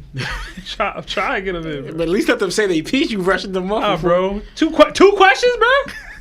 2? Javi. How's it going, man? Bruh. Javi, if it happens again, you out. Next up, Diamondlife. Sorry, Javi. Hey, man, we ain't got time for all that, dog. That's crazy. I really don't like it. I'm sorry, man. Diamond, what's going on, bro? Yo, can you hear me? Yeah, man, talk to me. Alright, so I had a different question, but I'll wait till like everyone's on so I can get everyone's opinion. But this is going to be a simple one: is how many sky-splitting moments do you think are left until the end of the story? Oh, wow. Who do you think the final fight, like whoever fights whoever, like how many Conquerors clash, sky-splitting, like how many times do you think it'll happen? Guaranteed. I mean, I don't know if we ever actually get Luffy versus Shanks, but that would be a guaranteed one. To me, Zoro versus Mihawk should be a guaranteed one. So that's 2. Luffy versus Emu. Luffy versus Emu should be another guaranteed one. I believe I think Dragon should get one just based on who he is. I was thinking the same thing. Even if I don't with him like that. Yeah. Zoro versus. I don't know that Zoro's getting more than one. Personally, I don't think. I think you should get one against Juro. I think it's just Mihawk. I think it's just Mihawk. That's 5. It's me if you count the Juro versus Juro. That's 5 that I have. Because everyone I agree with Sebastian and the one I added because Dragon and Zoro. And I'll take one out because Shanks finna die. I want to add one though. I just don't know who or what. Okay. Is it kind of no? You think we'll get Shanks Shamrock Sky Splitting? That could work. Loki might mess around and be a sky splitter, bro. Yeah, I don't think Shamrock would be one. I think he's a conqueror. I hope he is anyway, but I could also see him not I feel being. like with him and Shanks' dynamic is Shamrock was the one that's been trained, but Shanks is probably like the more naturally gifted. So he has everything to be as strong as, Garling or whatever, while Shamrock is just lacking the conqueror aspect. Okay. Maybe. I can see that. Interesting, yeah. But Diamond, I do got to drop you there because we only got a couple minutes left and I got to read some more super chats. But don't ever doubt me again, bro. What? You be doubting me a lot, Diamond, and I don't like it. Slander on my name. I never said anything. Have a good night, bro. Have a good one. You too, bye. All right. Now he swear we never getting the calls. He swear DT is never coming back. All that, bro. I don't need none of that negative energy. Anyway, we got another 5 from 𝙏𝙏𝙪𝙢𝙗𝙪. It says, can this week's Larry Tax be used to fund his workplace sensitivity training? Hashtag Larry Tax. Hashtag single moms club. Yo, Larry do low-key need sensitivity training, bro. Another 5 from King Ray. It says, y'all thought Larry Tax was bad. Wait till the Larry terrorists come to the stream next week. Like the stream, people. For the love of God, like the stream. Thank you, Ray. Another 2 from Molzanek. It says, could Green Bull be the Force God? No. And another 2. I mean, I'm going to say no. Maybe the ability. The fruit might be a derivative of the ability. Yeah. Word. Of that guy. Another 2 from Gerardo Ramirez says, we going to have clear skies in the final battle. Just everybody's clear. I mean, there's supposed to be mad conquerors, bro. It's going to be like 10, 11 or so. There's only so much splitting of the sky that should be happening There'd per be like battle. 12 conquerors on. It becomes whack if everybody just split in the sky. Like, it should be more rare. That's why I don't think Zoro should be doing it more than once. Make it the Mihawk thing. Make it a thing. But then, plus, wait, if he fights Venus Zoro first, that's weird to me. I don't know. Anyway. That's it for the show. I hope y'all enjoyed it. Sorry, Larry and Lionel couldn't make it. This was a crazy chapter, so we're glad we were able to get the calls. But y'all, have a nice night. My name is Seb. Lawrence. Lionel. Larry. Have a good night. Jana. Yeah. It's that One Piece talk. Yeah, I forgot.